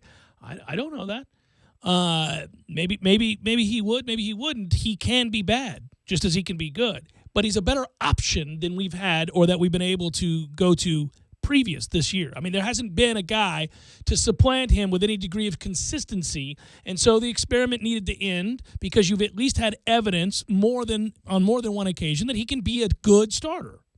I feel like this is always the point in the conversation after we bash our heads against the wall for a little while that we bring up that Sands hasn't been any good for a while either this season. And so you look at his ERA along with Parrish, who, you don't even need the statistical evidence to know it's been a struggle. But Sands, it's surprising and it's stark to what we expected given his stuff and given what he had shown us for stretches last year. Well, that's he's part got of the 550 in ACC play. Well, that's part of the inexplicable part where Iro was saying, well, yeah, there have been some things that have gone wrong for this team that you couldn't have projected, and that aren't entirely on coaching. I mean, sometimes the player is responsible for their own performance. They got to step up and play well, and he hasn't. And so, yeah, we've seen some of that. It's been frustrating. There have been guys. I mean, they could never have guessed that Cal Raleigh was going to play the way that he has. Hitting 225. Well, there was nothing. There was no evidence to suggest that he was anything other than an elite player who was going to wow us in his short time in Tallahassee. You come in as a freshman and do that. There's no reason to think that they're going to take that big a step back, or Walls or any of those guys where you saw more than it wasn't some small sample size. We saw a season's worth of excellence from a player that was young and improving, and it's natural to assume that they're going to continue down that path. And he might launch and have a great year next year, and this is a traditional sophomore slump. I think that's probably exactly what it is. Yeah, well, but it doesn't do you any good right now. No, it does not. I mean, it puts you in a terrible hole, and it's an add-on. It's just a piling on effect of all the other things that they have screwed up. And so you've had some screw-ups, then you've had some misfortune, and it all adds up to a season that's going to see you finish below 500 in the ACC for the first time ever. Agreed that it's eventually it's on the players. I was having this discussion with my Mets fan friends after our season's falling apart, but it doesn't mean that just because Sands is not living up to the expectations that you have to keep rolling him out there on Fridays. Yeah, but I don't know who the hell are you rolling out. Oh, you're talking about moving Holton to Fridays? Yeah, I mean, yeah. Okay. Even when they were all going bad, you knew that Holton was your best bet. Yeah, there's no doubt about that. So you don't have to, because remember, that Friday spot is the coveted one. That's like when you throw your best guy out there and you give him a chance to set the tone for a series. And Sands has not been setting the tone for a little while yet. What do you think Jimbo Fisher's conversational moments are going to look like and sound like over at Amelia Island? In the past, they've been pretty revealing and pretty open. I think he's going to certainly – I mean, think about this. Obviously, it was at the tail end of last week, and we didn't spend – really, I don't even know if we spent a second on it other than to acknowledge that we already knew that that's what was coming. And that was that game day is going to be in Atlanta, and this is going to be a battle of two, maybe top two teams. Could be 1 versus 3, but either way, one of the most highly touted, one of the most talked about games to start a season that we've ever seen, and Florida State is a part of it. And on that level, it's an achievement, and it's exciting. It's a testament to what he's built as a coach, that we're in a position to play a game like this that will be the envy of college football. I mean, you want to be involved in games like this. It's daunting. There's a lot of pressure that comes with it. It's an off season, I imagine, for him, of being obsessed about the details even more than he already is, because to gloss over or to ignore certain aspects could be the root of your demise in an ugly way on national television. Let's not forget, because this will come up, the last time we were on College Game Day was a noon game against Louisville, and as humiliating as this program has ever seen. Well, this is true. On a lighter note, this is third hand, but you were the person who told me. So it's just kind of cool that years ago, Jimbo Fisher called that this matchup was going to be happening after the program was built to a certain standard. That's correct. And you were talking to him off the record about, preseason games and opponents, and whether or not he liked sometimes starting on a Monday night on a Labor Day. That's right, yeah. Or if he liked facing an ACC opponent in general right out the gate. And he told you that if you want to do it right, there's one way to do it, and just give me a couple of years. Yeah, he did. And yeah, you're paraphrasing, but so was I. And yeah, he did basically say to me, look, when we get the program to a place that I'm really comfortable with, and we can year in and year out expect to be competitive with the best 5 teams in the country, and that we have the kind of talent and depth of talent where I can do that, then yeah, that's what you do. You play that game. You go ahead and get it out there, because in truth, you have enough time to rebound if it doesn't go the way you want. And that's for both programs, frankly. I mean, and that was before the playoff existed. That's right. And Saban, obviously, that first year he was in Alabama, had a miserable year. Not only did he lose to Florida State, who wasn't any good at the time over there in Jacksonville, but was it Louisiana Monroe, whomever it was that beat him? He ended up losing, I think, 5 games that year.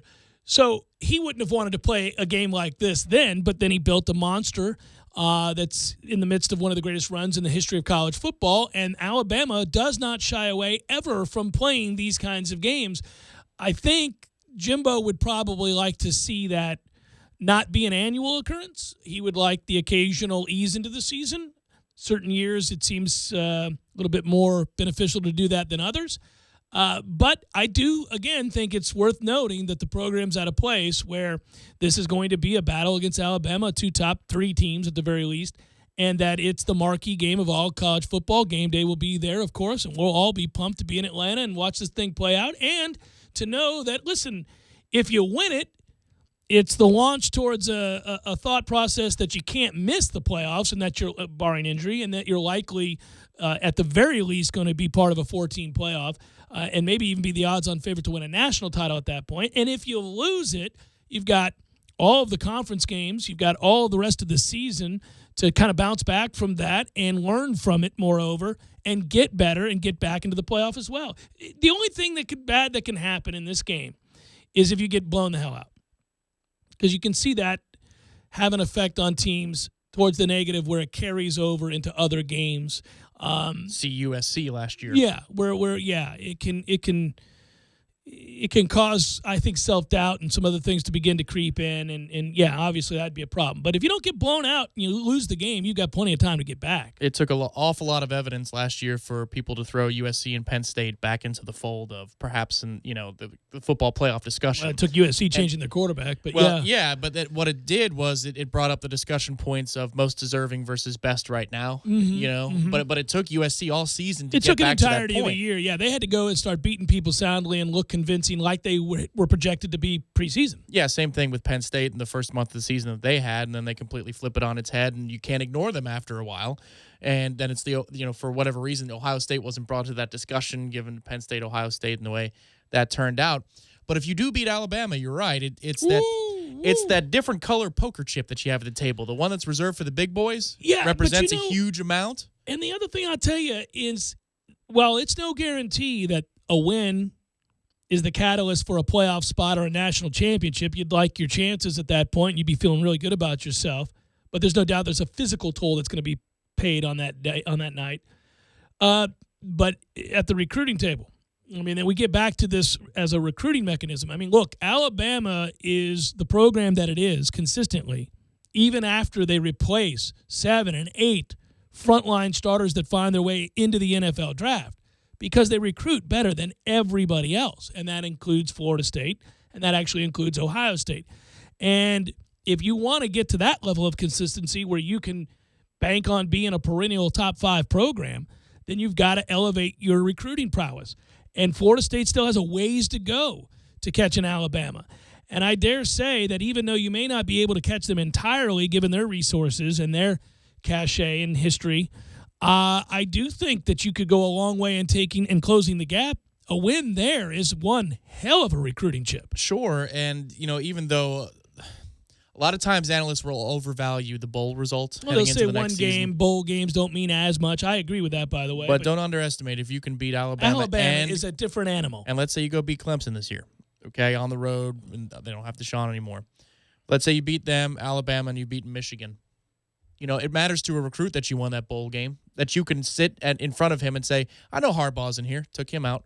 I know that Saban's here. Sorry, well, we beat him too. And Dabo, yeah, he had our number for a couple of years, but he had, a superstar player. And that's who you are, son. So you're going to come play for us because we're winning these battles now on the football field. And I hear a rumor that you've been considering some other in-state teams in the state of Florida. And do I need to point to my rather impressive resume against the University of Florida and Miami? Miami, who's never beaten us in my time here. You have as many victories over me personally as the University of Miami. Yeah. That's true. Jeff Cameron Show, 97.9 ESPN Radio.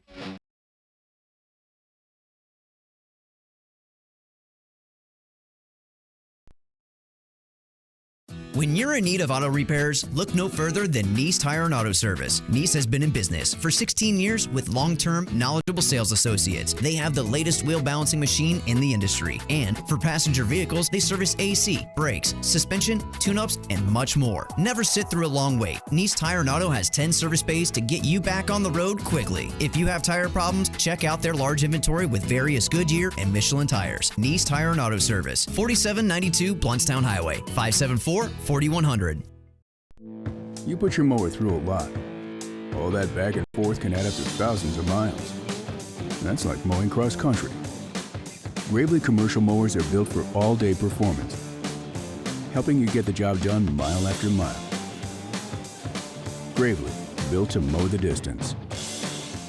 Get your Gravely motor only at TNT Supercenter, your one-stop shop for work or play. 14585 Highway 19 South, Thomasville, Georgia. TNTSupercenter.com. I'm talking tough, like a state of mind. Tough, like a soldier on the front line. Tough when it gets rough, like my Ford truck. Always enough. I'm talking tough. Franklin Spring Creek Ford, the place to find your next truck in southern Georgia. I'm talking tough. Hey y'all, we're Chris and Preston from Low Cash. Head to Franklin Spring Creek Ford and see them about all of your vehicle needs.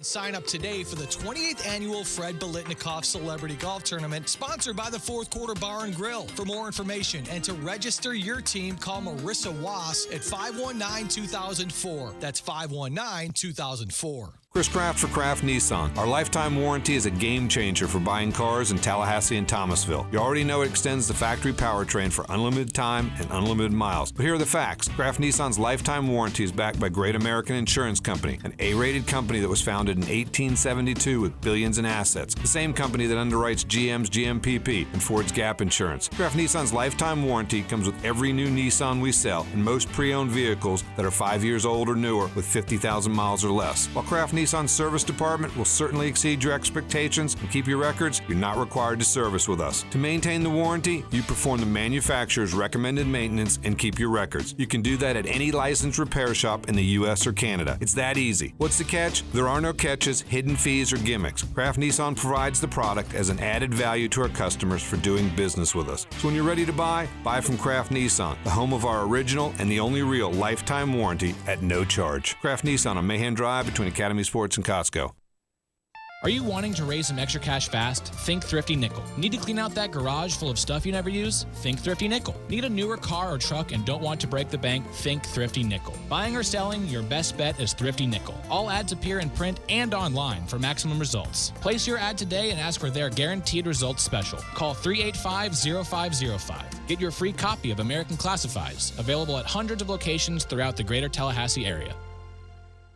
Progressive presents Mindflowness with Flow. Before you lies a beautiful meadow. In that meadow, Progressive Direct has placed its auto insurance rates alongside those of competitors. You select the lowest rate and feel a great sense of calm. A great sense of... Compare Progressive Direct rates with competitors' rates so you can rest easy. Visit Progressive.com. Progressive Casualty Insurance Company and Affiliates. Comparison rates not available in all states or situations. Prices vary based on how you buy. You wake up to birds chirping before the alarm even starts to ring. It's 6 a.m. and dawn's barely here. A choir of birds singing in your ear. It was cute at first, but now it's just the worst. Wrap it up, guys. When your morning is hell, just go to Taco Bell. When you've had a morning, let us make you breakfast, like Taco Bell's Breakfast Crunch Wrap. A whole breakfast wrapped up and grilled to eat on the go. At participating stores for a limited time during breakfast hours. We lead busy lives. That's why Superlube offers quick and convenient service with no appointment necessary at any of our 19 area locations. And remember, Superlube offers a free top-off service between oil changes, checking and topping off fluids, and tire pressure. But did you know that right now when you buy one wiper blade, you get one free, just in time for Tallahassee's rainy season? Superlube it every 3 months or 3,000 miles. How I love to Superlube my car, yes sir. Tallahassee Sports Center.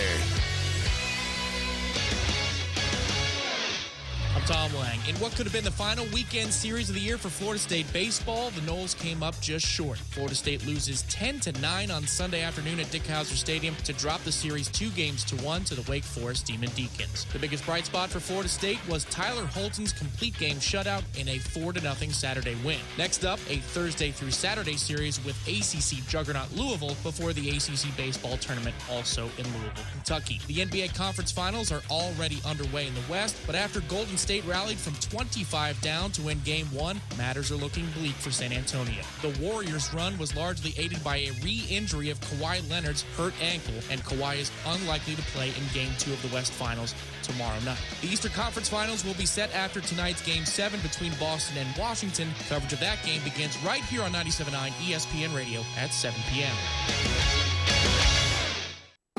Live from the Dale Earnhardt Jr. Buick GMC Cadillac Studios in the capital city of Tallahassee, this is the Jeff Cameron Show on 97.9 ESPN Radio. Man Cave Monday, brought to you by Experimag of Tallahassee. Experimag, Tallahassee's trusted tech source for Apple. Stop in at 346 South Magnolia Drive or call at 765-2012 today.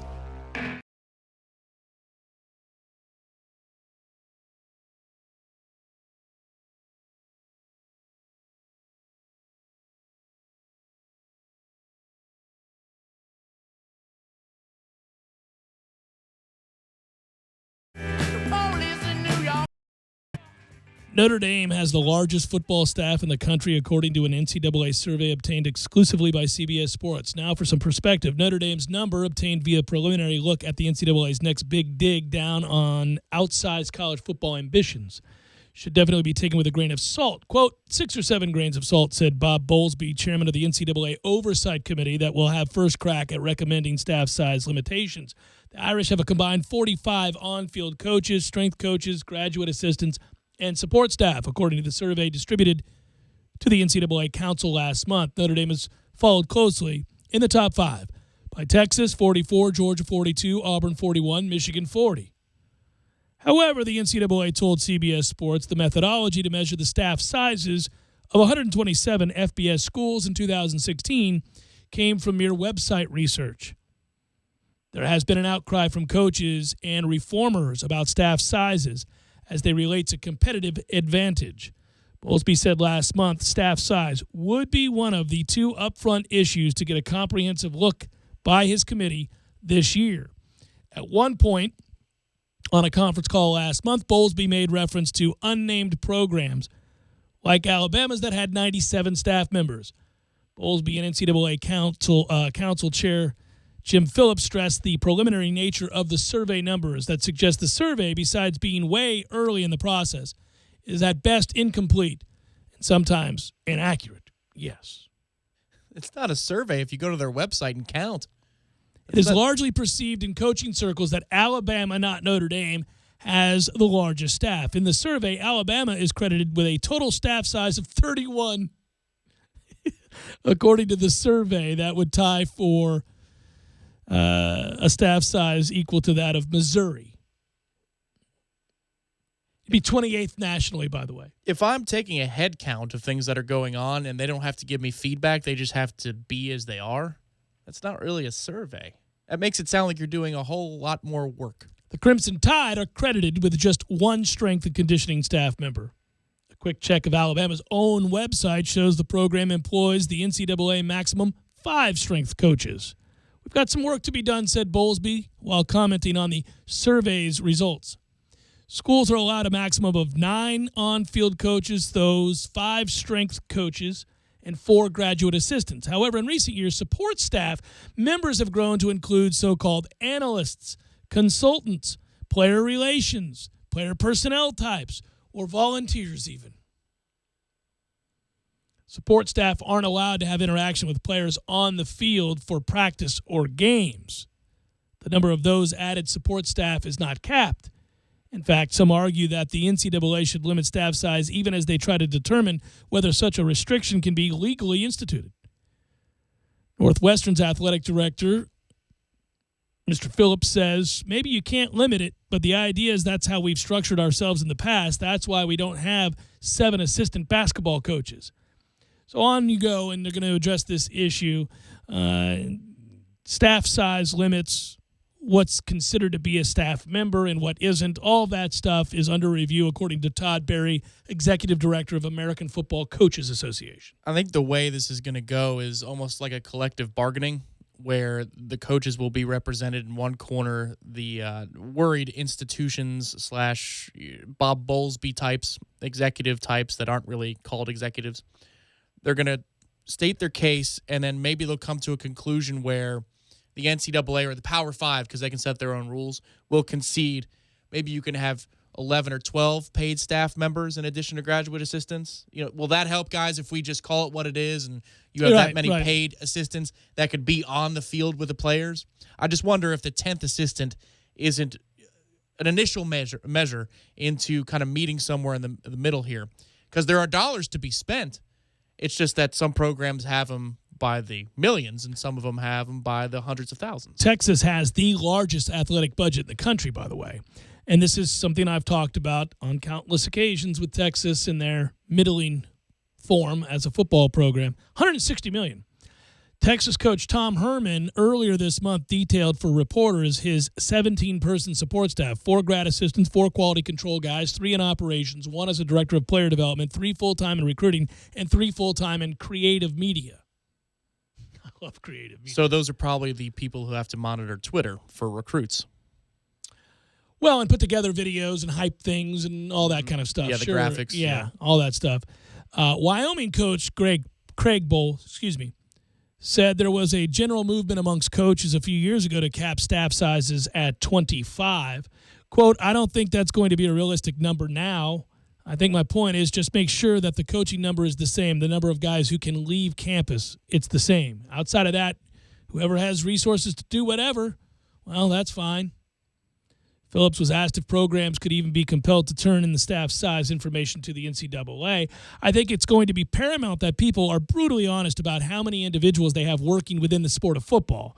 If people want to cover up and tell half-truths about what their staff size really is, it doesn't help us get to a good place for the game. Yeah, you're arguing for the health of the game overall versus the health of the top 5 or 12 money-grabbing schools. Should be noted, by the way, among group of 5 conferences, Temple and Houston were tops at 30 total staff members, Tulane and Toledo 28, as well as Troy, Boise, and Western Kentucky 27 followed. There's a clear delineation between average staff sizes of the Power 5 and the group of 5. Big Ten, 31.6 average staff size. SEC, 31.5. The ACC, 29.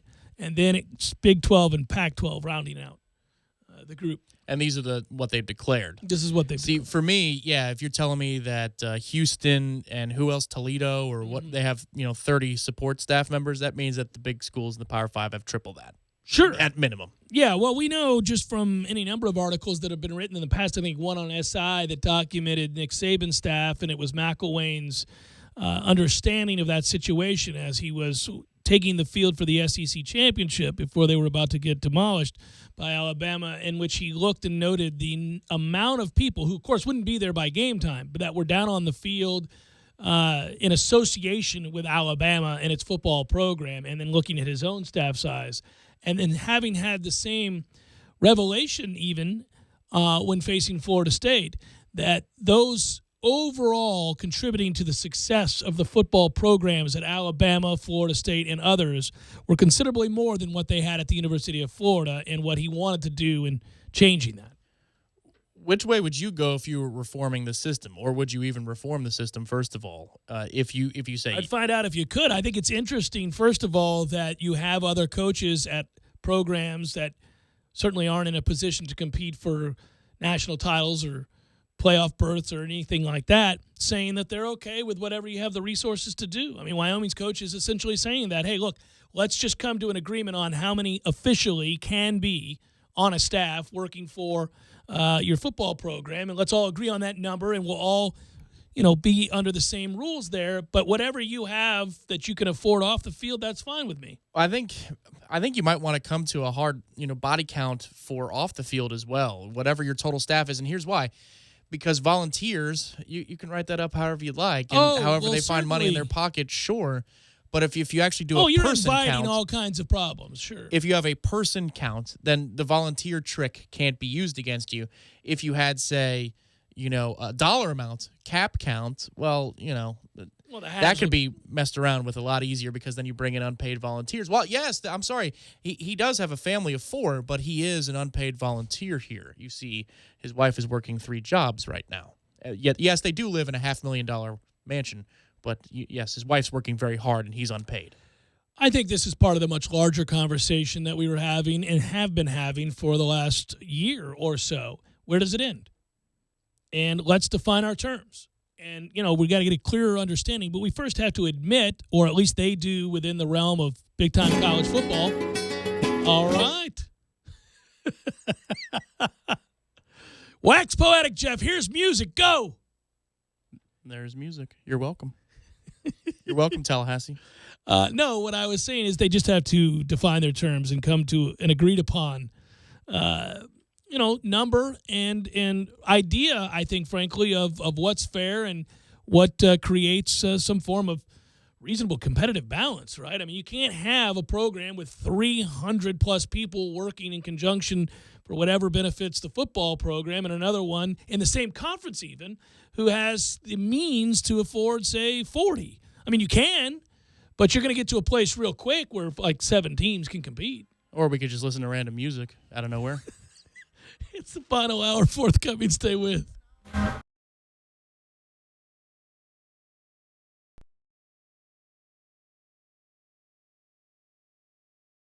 When you're in need of auto repairs, look no further than Nice Tire and Auto Service. Nice has been in business for 16 years with long-term, knowledgeable sales associates. They have the latest wheel balancing machine in the industry. And for passenger vehicles, they service AC, brakes, suspension, tune-ups, and much more. Never sit through a long wait. Nice Tire and Auto has 10 service bays to get you back on the road quickly. If you have tire problems, check out their large inventory with various Goodyear and Michelin tires. Nice Tire and Auto Service, 4792 Blountstown Highway, 574-4100. You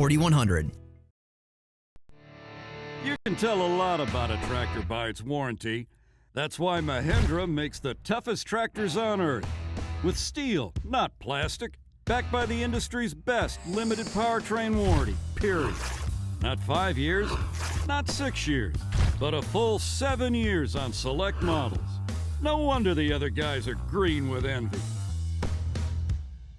No money down, 0% interest, and no payments until July. Available at TNT Supercenter.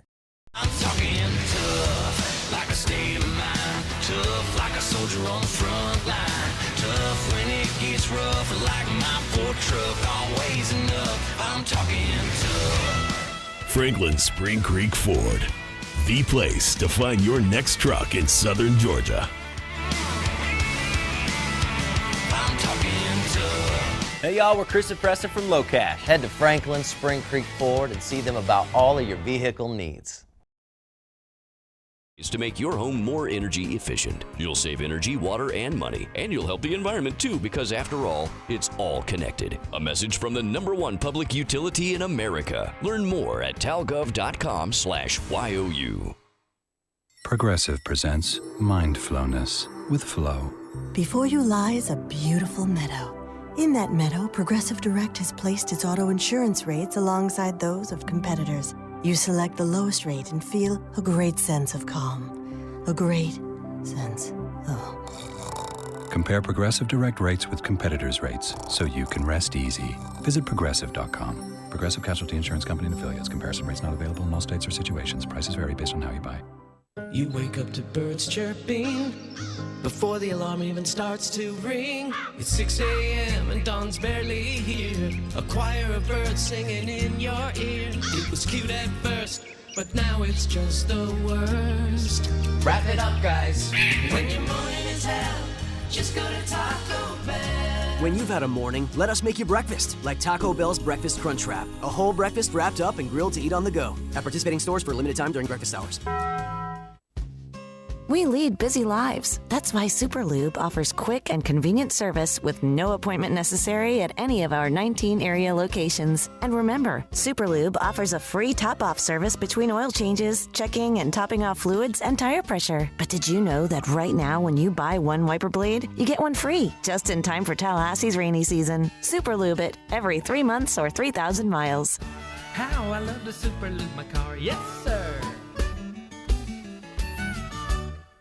Have you heard? Proactive Plus is faster and better than ever. Stay tuned for a $1 million bottle giveaway, and you'll also receive free shipping. Do you have troubled skin? Acne? Well, we have great news. With Proactive Plus, your acne can heal, and you can help prevent new breakouts from happening. Don't miss this limited time offer. Give us a call, because we're going to let 1 million people try Proactive Plus risk-free and get 2 free gifts, and also receive free shipping when you call right now. You heard it. This offer won't last long. So call Proactive Plus now, and you'll receive a 60-day risk-free trial of Proactive Plus, 2 free extras, and free shipping. This is our exclusive radio offer, never on TV. Get your risk-free 60-day trial of Proactive Plus with free shipping. That's right, free shipping. Don't wait. 800-489-1397. 800-489-1397. 800-489-1397. That's 800-489-1397. Have you thought about becoming a member of Killearn Country Club and haven't yet made up your mind? Well, now is your chance to be a member for a day without any commitment. That's right. You can be a guest at Killearn Country Club and experience all the amenities of a regular membership. Take a dip in the pool, hit some balls with a partner on the tennis courts, or play a round of golf. Come see all that Killearn Country Club has to offer. Guest dates are Monday, May 15th and Sunday, May 21st. Making up your mind just became a lot easier. Contact Lori Wilkie, General Manager at lwilkie@KillearnCountryClub.com today to reserve your pass. Now is your chance to experience Killearn Country Club's Junior Olympic-sized pool, recently new surface tennis courts, and the 18-hole magnificent championship golf course. Don't wait. Contact Lori Wilkie today to make your reservation for either Monday, May 15th or Sunday, May 21st. That's lwilkie@KillearnCountryClub.com. Broadcasting live from the Dale Earnhardt Jr. Buick GMC Cadillac Studios. This is 97.9 ESPN Radio, WTSM, Woodville, Thomasville, Tallahassee. Tallahassee Sports Center. I'm Tom Lang. In what could have been the final weekend series of the year for Florida State baseball, the Noles came up just short. Florida State loses 10-9 on Sunday afternoon at Dick Howser Stadium to drop the series 2-1 to the Wake Forest Demon Deacons. The biggest bright spot for Florida State was Tyler Holton's complete game shutout in a 4-0 Saturday win. Next up, a Thursday through Saturday series with ACC juggernaut Louisville before the ACC baseball tournament also in Louisville, Kentucky. The NBA Conference Finals are already underway in the West, but after Golden State rallied from 25 down to win Game 1, matters are looking bleak for San Antonio. The Warriors' run was largely aided by a re-injury of Kawhi Leonard's hurt ankle, and Kawhi is unlikely to play in Game 2 of the West Finals tomorrow night. The Eastern Conference Finals will be set after tonight's Game 7 between Boston and Washington. Coverage of that game begins right here on 97.9 ESPN Radio at 7 p.m. Live from the Dale Earnhardt Jr. Buick GMC Cadillac Studios in the capital city of Tallahassee, this is the Jeff Cameron Show on 97.9 ESPN Radio. Man Cave Monday, brought to you by Experamac of Tallahassee. Experamac, Tallahassee's trusted tech source for Apple. Stopping at 346 South Magnolia Drive or call at 765-2012 today.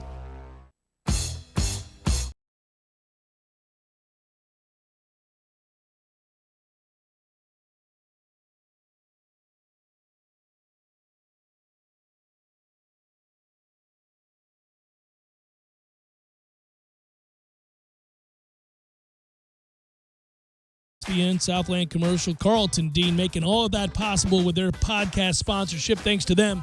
Go to carltondean.com to learn more. You can email the show if you like, jcs@979espnradio.com. You can find me on Twitter at jcameronshow, WTSM app. Good for your mobile devices. That's good for Android or iPhone. You can always email the show, jcs@979espnradio.com. Find me on Twitter, as I said, at jcameronshow. And I should also note, finally, that you can watch us on YouTube. Go to ESPN Tallahassee on YouTube, and you'll find us there. Good weekend, bad weekend, a little bit of both. Florida State falls in another series against a good team. That happens more often than not these days.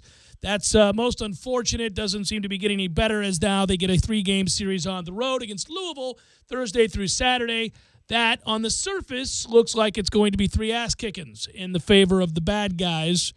Well, unless you're a Louisville fan. We'll see. Does Florida State finally alter the rotation? Do they do anything different? Again, we'll see. We've been waiting all year long. They've got the offense to compete. They can't pitch. They do a lot of dumb things, and including getting picked off in crucial situations, just really inexplicably. Happens frequently. They are picking it up these days, though. 50 innings now without an error. Okay, hang in there. At least they'll scoop it. I just like how you're going through the check marks and the moment you get really mad about the base running. But hang on. Hang on. No. Baseball is not bounding out of our gloves or slipping out of our hands or being thrown errantly to first base. This is an aggravating team because there are things that you can hang your hat on that travel and things that you can believe in, things you can get excited about where you say, hey, man, they may be able to hit their way to Omaha or whatever it is. But then you see all of the negative aspects of this team and the things they've done wrong time and time again when facing, stout competition, which leads to series losses, period.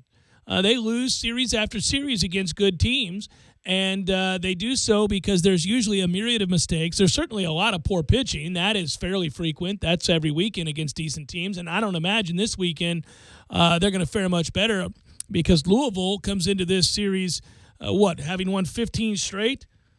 They swept Clemson. 6 consecutive regular season conference title, 8th in the last 9 seasons overall. Of course, that hasn't been in the ACC for all of those, but good Lord, man, it's been really, really aggravating to watch them come in here and be a better program. And that's the feeling that Florida State baseball fans have right now is that, hey, we're not just slipping and no longer living up to the previous standard, the standard that was set by Mike Martin. But they're slipping in regards to the other programs in this league. They're losing out to the teams in their division. They're not even in the top 3 of their own division. They're not as good a program as teams throughout this league right now. And that's really unacceptable. There's no other way to phrase that. It's unacceptable. And he would agree with that. If Mike Martin were here right now talking with me, he may not like the tone I've taken. He may find it disrespectful. I don't know. I've got immense respect for Mike Martin as an aside. That said, by his own standards that he's lived by and touted, he would have to admit this season is a failure. They're going to finish, now unless they get hot and go crazy in the postseason, which they might. I doubt it. I don't see any evidence that suggests they will. But they're going to finish below 500 in the ACC. That's the first time that's ever happened. What are we doing here? I mean, if we're just going to look at the overall season, I won't nitpick about the Drew Carlton situation, which they've absolutely brutalized. I won't nitpick about base running or anything else within the game. I'll just say, here's your record. This is your record. It doesn't matter how or why you got here. This is your record. Yeah, and it's a failure. Yes. It's a failure. You're making a trip up to Louisville. Thankfully, you're staying up there. Thankfully, you qualified for the ACC tournament, and it took the win on Saturday and the great effort from Mr. Holton to get that done and assured. But, yes, you're playing in the ACC tournament in Louisville as well. You have opportunities to feel better about the postseason, to feel better about going on the road and playing a regional, but you're going on the road to play a regional. It's just the interesting thing, again, about this team is it felt like it was a team that was a have, not a have-not. And there have been a few teams in the recent years that are have-nots. Yeah, where they'd have to get lucky to go far, And they played over their head, and they were greater than the sum of their parts, and they overcame their deficiencies, cliche after cliche, to either earn a national seed or, at minimum host a regional and go play in a super regional. What this year's team is doing with the firepower that it has, I know that Applin got hurt and Luke has been in and out of the lineup, and your pitching staff has taken a hit here and there. And Mendoza missed half the season. Yeah, but by and large, the position players haven't been the biggest problem. No, it's pitching. And they're still pitching. hitting. Applin's down, and they're still hitting. No. Well, that's largely because of Tyler Holton as well, who's now really been an added plus. Probably should have been hitting all year long. That's not only been talked about openly, but that's been whispered from the get-go. There's real frustration surrounding this program right now on a lot of levels, not all of which that we get into on a weekly basis on this show, because a lot of them involve, assertions by people who are embittered, which may or may not be true. Some of those things I listen to and I take in, and I certainly weigh against the other things that I hear. But I do know that there's negative chatter surrounding the program. There are negative results on the field, and all of it adds up to a disappointing campaign. There's just no other way around it. If they were outgunned this year, because I really don't file this away as a year where they're outgunned against the teams they're playing. And that's in and of itself an indictment on the coaching staff. Well, that's on recruiting, sure.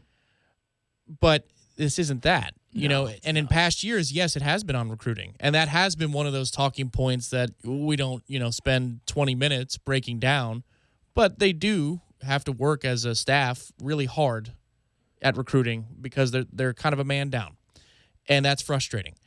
But it looks like they've fielded themselves quite a team this year, and it's a combination of injury luck, a lack of execution on the players' part, and here you are. You're going up to Louisville for a 3-game series that nobody expects you to win, and by rights, if you look at the paper, you're not going to win. You'd be happy to walk away with 1 victory out of 3. Okay, so here's where we go. We'll see how the rest of the year plays out. My guess is they're going to lose when they play somebody who's good. I have ample opportunity to point to the examples of that throughout the course of a very long season. So I'm going to go ahead and stick with the overwhelming evidence. They're going to lose when they play somebody who's any good, okay? Maybe not in a one-off, but in a series or a regional, they're going to lose.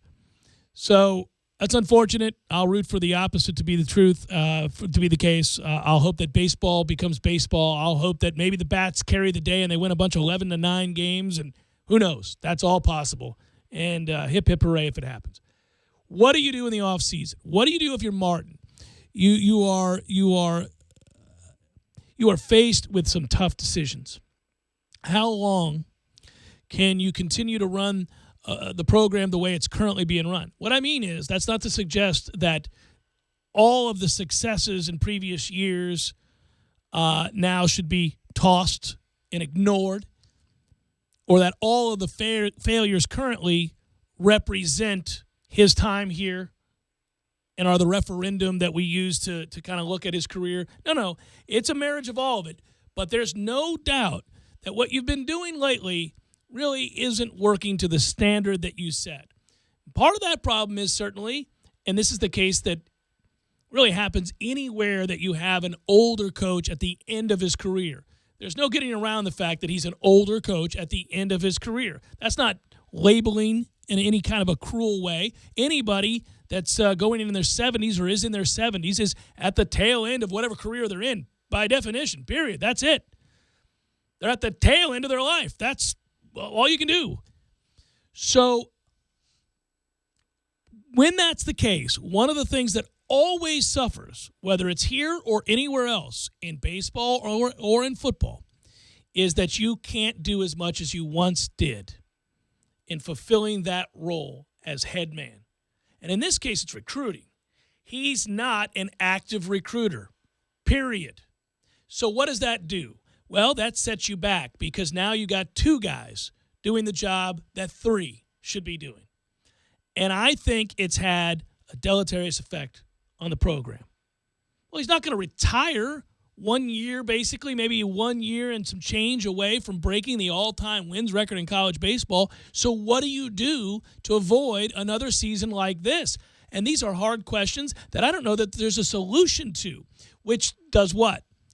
Leaves a level of apathy amongst the fans because they're going to see the same old next year, and they know it. I just think the hard part is that, again, this roster's better than its predecessors. This one had the makings. That you pointed it out to begin the season. Baseball America doesn't give away a number 1 ranking to Florida State ever. And this was a team that, the way it finished last year and the way you project improvement from season to season, that it looked like the only place to go was up. So it's just really hard to figure where the overprojection begins and where the lack of development ends, Yeah, it is hard, but I could, again, they thought across the board they'd get better from their starters. I'm sure they thought that Sands would be infinitely better than he's been. To some degree, they probably even thought Holden would be better, although he's been good. He's been the best of the bunch. He hasn't been Sterling. And they haven't had a 3-starter. I mean, they have a guy here and there that shows you a glimpse of something, but they have had no consistency whatsoever. Their Sunday starters have been a mess. And they get pasted. That guy who's giving you the glimpse now is Carp. But it wouldn't shock you if on Saturday, because it's a Thursday-Saturday series this week against Louisville, he goes out there and not just because Louisville's really good, but, And they are. But it wouldn't surprise you if he's out by the second or third inning of his start. It's just hard, man, when you're in a situation chasing numbers and winding down a career and, trying to balance what's best for the program's future and what's best and most dignified for the now. It's just very difficult. And it's never the ultimate operating at peak efficiency I speak of when we're in a situation like that, when anybody's in a situation like that. Well, again, you look at the schedule ahead in Louisville this weekend in the ACC tournament. I'm sure you can't lose out and expect to go to a regional, but you maybe could lose out. Maybe you could. Yeah, you probably still could. You go to could get regional. swept by Louisville on the road. Everybody does. Clemson just did. Sure. I mean, I'm about to do Who's Hot, Who's Cold here in a second when we come back from this break. I mean, if you want to just touch on how hot Louisville is right now, there would be – I mean, it sucks to think in a defeatist mindset, but it wouldn't be surprising or even shameful to get swept by Louisville. I mean, again, they're pasting everybody right now. So you could survive that and then maybe not have a great showing in the ACC tournament and still have done enough up to this point to get in to a regional. It won't be here, that's for sure. I mean, even just from a behind the curtain a little bit, from a sports talk show standpoint, I mean, what are we talking about Florida State baseball for the next 2 weeks? Like, why? Because until they get to regionals, because that's when it's time. Okay, we now know what you are unequivocally after your final home series against the top 11 RPI team, the number 11 RPI team in the country. Here was your chance, and you came very close. You did, but sorry, you've come close quite a bit this season and come up short. So what they'll have an RPI after the latest. It was 28 going into the weekend. Yeah, so it'd be 30th, 31st, something like that. I mean, Wake was ranked ahead of you. What you lost to was a top 10 RPI team. You lost 2 out of 3, so you did get a win against the top. They were 11 at the time, so I guess they were bolstered by this weekend series. So Wake's is number. Okay, so we're down to 29th. I think is what I saw earlier. Then, so we only really dropped a spot for losing 2 out of 3 at home to Wake. But we lost 2 out of 3. At some you've point, lost every series against a good team that you've played. The only one that's the exception is the Clemson series. But you've lost to every good team you've played. And when you've played out of conference against good teams like Florida, you got your ass kicked by them too. No, man. That's what they are. Why I'm saying if you get out of the pool play of the ACC tournament, maybe it's hyper coverage again time.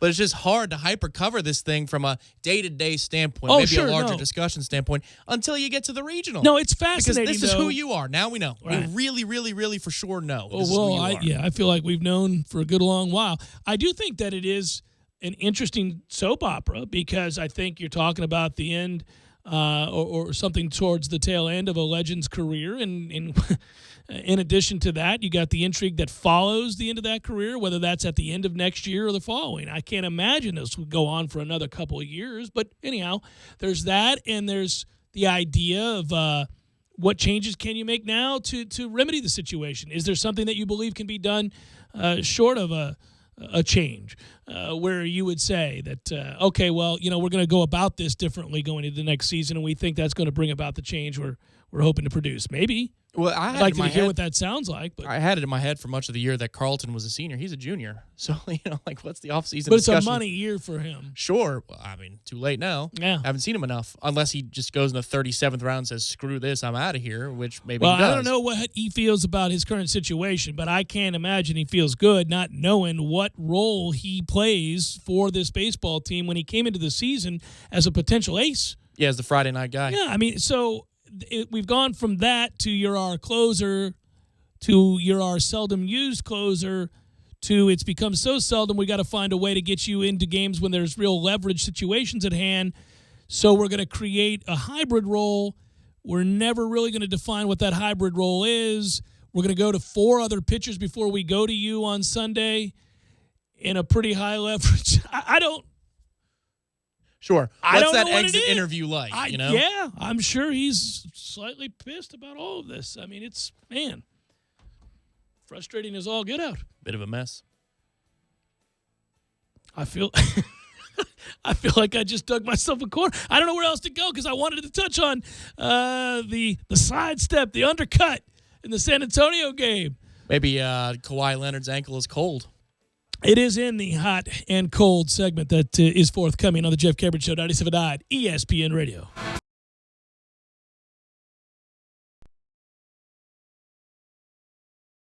When you're in need of auto repairs, look no further than Nice Tire and Auto Service. Nice has been in business for 16 years with long-term, knowledgeable sales associates. They have the latest wheel balancing machine in the industry. And for passenger vehicles, they service AC, brakes, suspension, tune-ups, and much more. Never sit through a long wait. Nice Tire and Auto has 10 service bays to get you back on the road quickly. If you have tire problems, check out their large inventory with various Goodyear and Michelin tires. Nice Tire and Auto Service, 4792 Bluntstown Highway, 574-4100.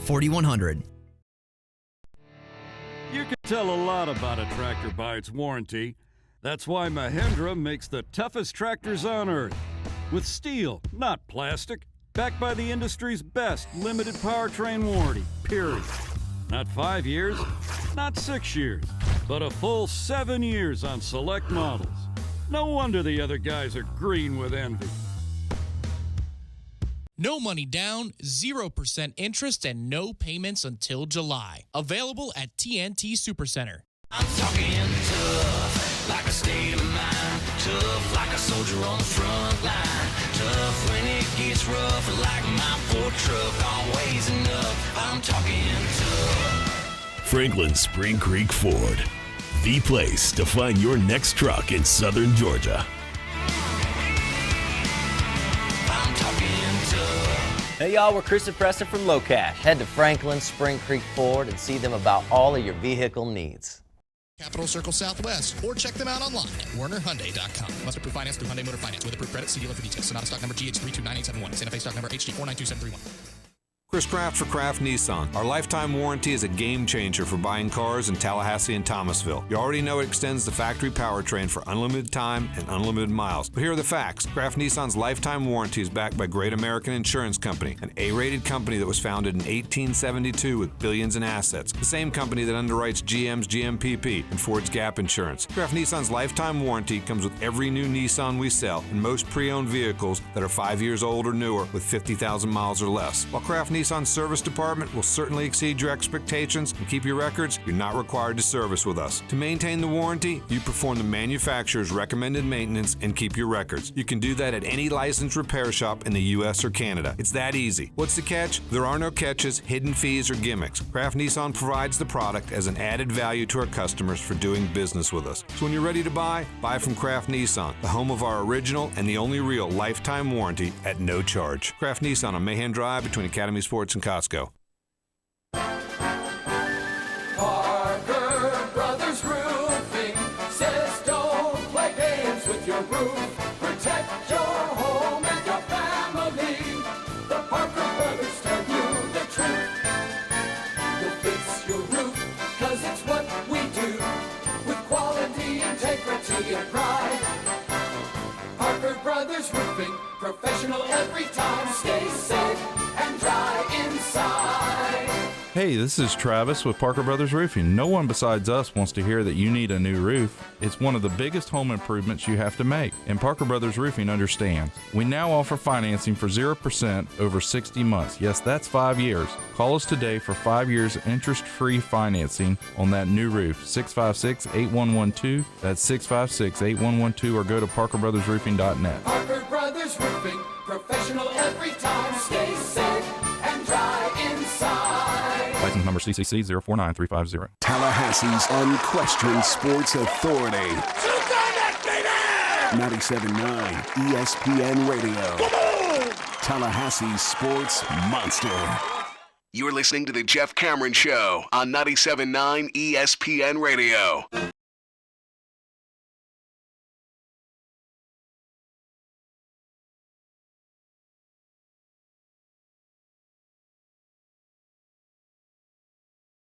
Or Who's Hot, Who's Cold, as brought to you by our good friends at Barano Heating and Air Conditioning. It's time for Who's Hot? It's so damn hot. Who's Cold? Looks like she's gonna turn cold tomorrow. Oh yeah, got a front coming in. Yeah, you got that right. Who's Hot, Who's Cold? Barano Heating and Air Conditioning. Hey, give them a call, save money. I did. What's going on in the Cameron household? It's what happened for the radio station that I work for. They saved our transmitter site more than once. Reliable, professional, pros who can, again, right about now, too, right before summer gets here and you're dying, running that air nonstop as one is wont to do in the summertime in Tallahassee. Remember, it's rebate time. Give them a call today, 850-580-4029. One of those saving service trips was in the dead of night, in the dead of summer. Worked into the wee hours. That's right. That was about 3 years ago. That was crazy. Yeah, it was pretty awesome, though. So was the performance of Siwoo Kim.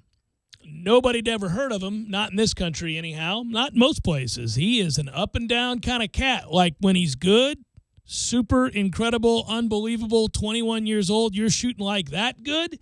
And then there's the, how is that even possible? Your stats do not belie the performance. It is rather remarkable. He is the youngest winner of the Players' Championship. He falls under the category of hot. The Players featured 48 of the world's top 50 players. Kim is the second player from South Korea to win the Players, joining KJ Choi, who did it in 2011. And I had forgotten about good old KJ Choi's performance in 2011. It made me smile when they made reference to it on the stand. Good player, wrong era with Tiger and Phil. Yeah, tough times. Kim now has 2 PGA Tour titles. He also won the Wyndham Championship just last August before turning 22 years old. Only Tiger Woods, Jordan Spieth, and Sergio Garcia have won 2 PGA Tour titles at a younger age in the last 25 years. Very impressive. He made just 1 bogey to 8 birdies over his last 36 holes. Kim went bogey-free while hitting only 8 of 18 greens, getting up and down 10 times. He was the master of the scramble.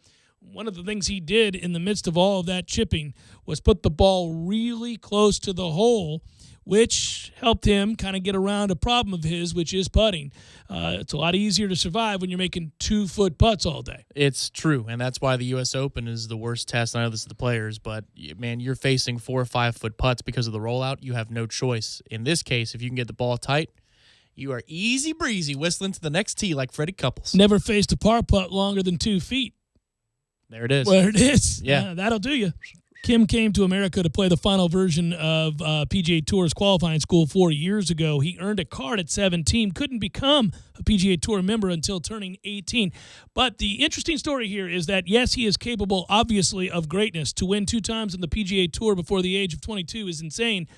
It's also crazy to see a guy win a tournament as prestigious as this with some of his rankings. And if you don't believe me, just go and look. It's just an aside. Some of it could be because of the many injuries he's suffered over the last 10 months. But he's ranked last or near last in every meaningful category that you judge a professional golfer by, whether that's off the tee or approach to the green. It's rather remarkable. But when he puts it together, he can go low. He's shot a 60 on the tour before. He's now won 2 tournaments. He wins this prestigious field. Interesting juxtaposition just to see how great he can be and also how really bad he can be. Just like us on the weekend. You know, on my good days and on my bad days, about 25 shots apart. The next opponent for Florida State falls in the category of hot as well. Louisville, during their weekend sweep of Clemson, clinched its 6th consecutive regular season conference title and 8th in the last 9 seasons overall. The Cardinals have also won 3 straight Atlantic Division titles as well as 26 of its 29 ACC series since joining the conference. Holy ACC, bend over. Here comes Louisville. That is brutal. 46-6 overall this year, 29-2 at home, 23-4 in the conference. Their offense is led by Drew Ellis. Among players who have started 40 or more games this year, Ellis leads the Cardinals in batting average. That's a cool .399. Slugging percentage, .754. Hits, 73. RBIs, 48. Doubles, 18. He's tied for the team lead in runs scored and home runs, of which he's got 15. Louisville's pitching staff is led by Brendan McKay. McKay is a cool 8-3 with a 1.80 in its 12 starts this year. That's a far cry better than the starters for Florida State University. McKay has 110 strikeouts in 80 innings. Opponents are hitting 167 off of him. Ooh. The Astros are also hot. They won over the Yankees last night. They've won 11 of the last 14 games. They have the best record in Major League Baseball, if you weren't aware. Now to the cold. Mets starting pitching. Mets ranked 30th in Major League Baseball in team ERA this year. That's last. If I had told you before the season began, and by you I mean anybody who pays attention to baseball, that the Mets starting rotation would be the bane of their existence, you would have slapped me with a glove across my face and turned a nose to the sky. Who are you? Buffoon. Who are you to say our starters ERA would be 30th? That is amazing. Among starters with 5 or more starts, Noah Syndergaard has the best, but of course he's hurt probably for the rest of the year. No other starter with at least 5 starts has an ERA under 4. The Mets have lost 4 in a row, gave up 35 runs in those 4 games, blew a 7-1 lead in Sunday's 11-9 loss to Milwaukee. Kawhi Leonard, aforementioned Kawhi Leonard, in the unfortunate set of circumstances that lead to an ankle injury, again, re-aggravated is another way of saying that, left Game 1 against Golden State. His status uncertain for Game 2, or doubtful. Is he out? Yeah, I think it's doubtful. That led to Golden State overcoming a 25-point deficit to win Game 1. What I won't do is what I've heard so many people do and describe the win as a valiant comeback as opposed to an injury to a superstar player that was kicking them upside the head and his absence helping pave the way to a huge comeback. I think like most out there, I got the halftime score secondhand because I was paying attention to the FSU baseball game. And when I wasn't, I was paying a little bit more attention to the players. And then all of a sudden, whoa, you're up 20 at the break, up as many as 25 in the first half. And then Golden State comes out and throws some haymakers, but Kawhi answers. And then Kawhi goes down. The rest is history. Yeah, they win the game if Kawhi stays on the court. I was going to say course because I'm thinking golf. By the way, one last thing about cold players, and it does have to do with the golf course, and that's why I was already peeking ahead. Jordan Spieth missed the cut. This is starting to get to be a thing where maybe we need to make mention of the fact that that's now the 3rd straight cut he's missed. And as I recall, the next great thing doesn't miss 3 cuts in a row. Tiger Woods, for example, in his heyday, didn't miss 3 cuts in a row. Hell, he never missed a cut for just about 10 years or more, right? Perkins wants to put something on the table. Excited to be here. But you might cry out, that's just unfair. Tiger Woods is the 2nd best player of all time. Okay, fair enough. Colleague of ours and a smart guy who's been around golf a little bit, in fact, got his start in golf. Scott Van Pelt, though, did, along with many others that have the sounding board, label Jordan Spieth as the next great golfer of all time. Pound it. Yeah. Maybe not. Maybe not. He did have one incredible year, and that doesn't go anywhere. That's on the resume forever, and it does count. But we got to be careful. We do that in the media. I'm guilty too sometimes. But everybody wanted somebody to be the next Jordan. There was no next Jordan. Until LeBron, maybe. We'll wait till the rest of that career plays out. Sure. He's certainly alongside. Yeah, he's in that conversation. Sure. There's no doubt. Sure. But remember, it must have been, was it last year? Has it been that long already? When Spieth hit a certain win count and they showed that he, at the same age as Tiger, hit the same amount of wins. Yeah. But in a gazillion more tournaments, I think it was. It's like Tiger started a third, if that. Well, they were desperate. They wanted to show you why they were right, that the hypothesis was. He's on the Billy Horschel schedule, man. He plays every week. That's how the FedEx Cup points go through the roof. Speaking of Billy Ho tossing clubs, did you see my man? Yeah, he's starting fights with Brandel Chambly on Twitter, too. Billy Ho, nicely done. Getting it done. It's fun to make fun of him. Thanks to our friends at Berno Heating and Air Conditioning for bringing you Who's Hot, Who's Cold. Hey, we got to talk about Fatty Fat, Fat Fat, don't we? Jeff Cameron Show, 97.9 ESPN Radio.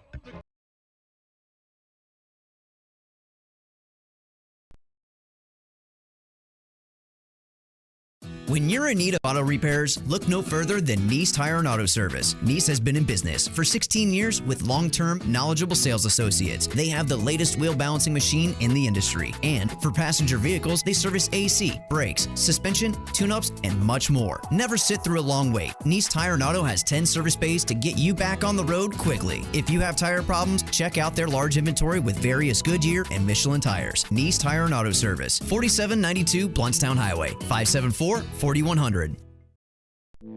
You put your mower through a lot. All that back and forth can add up to thousands of miles. That's like mowing cross country. Gravely commercial mowers are built for all-day performance, helping you get the job done mile after mile. Gravely, built to mow the distance.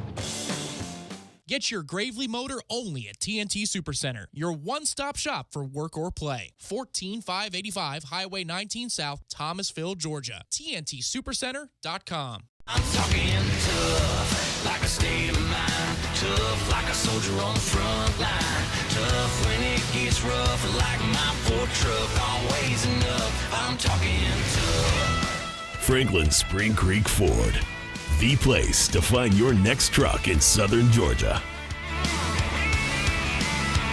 I'm talking tough. Hey y'all, we're Chris and Preston from Low Cash. Head to Franklin Spring Creek Ford and see them about all of your vehicle needs. Subject to credit approval and can't be combined with other credit offers. Exclusions apply, U.S. only.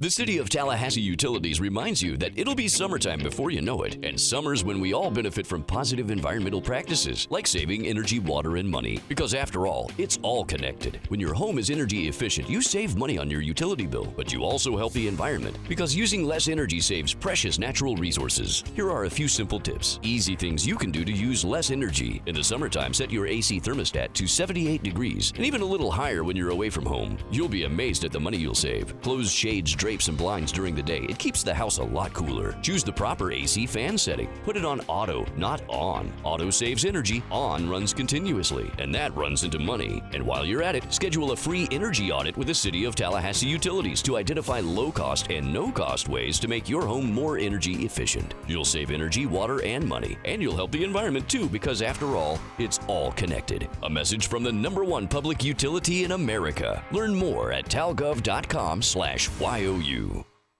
The North Florida Flats Fishing Expo is coming to town Saturday, May 20th from 10 a.m. to 2 p.m. It will be held at Cornerstone Presbyterian Church, located at 3784 Sally Lane, Tallahassee, Florida. There will be kayak and fishing boat displays, a baits and rig presentation, fly tying and casting demonstrations, and presentations on dock safety. The Wilderness Way and Real Fin Attic Kayak Fishing will have a booth there. Any angler, either freshwater, saltwater, or fly, will find this expo a wealth of information. Come join Wilderness Way for this exciting day.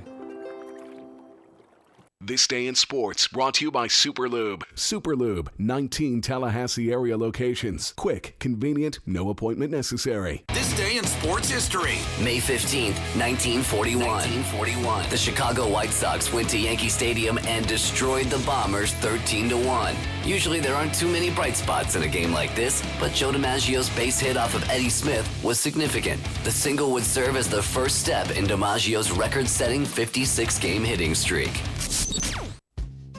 We lead busy lives. That's why Superlube offers quick and convenient service with no appointment necessary at any of our 19 area locations. And remember, Superlube offers a free top-off service between oil changes, checking and topping off fluids, and tire pressure. But did you know that right now when you buy one wiper blade, you get one free, just in time for Tallahassee's rainy season? Superlube it every 3 months or 3,000 miles.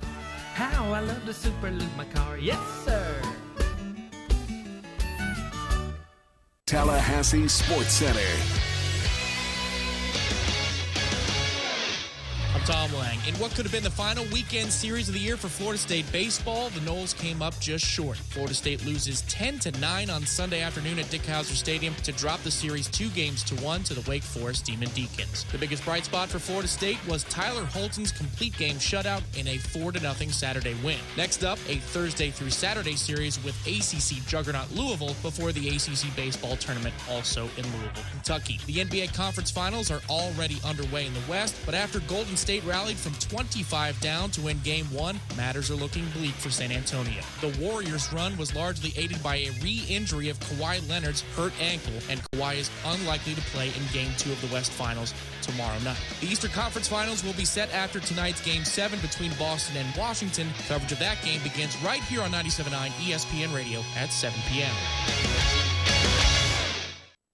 Live from the Dale Earnhardt Jr. Buick GMC Cadillac Studios in the capital city of Tallahassee, this is the Jeff Cameron Show on 97.9 ESPN Radio. Man Cave Monday, brought to you by Experamac of Tallahassee. Experamac, Tallahassee's trusted tech source for Apple. Stopping at 346 South Magnolia Drive or call at 765-2012 today.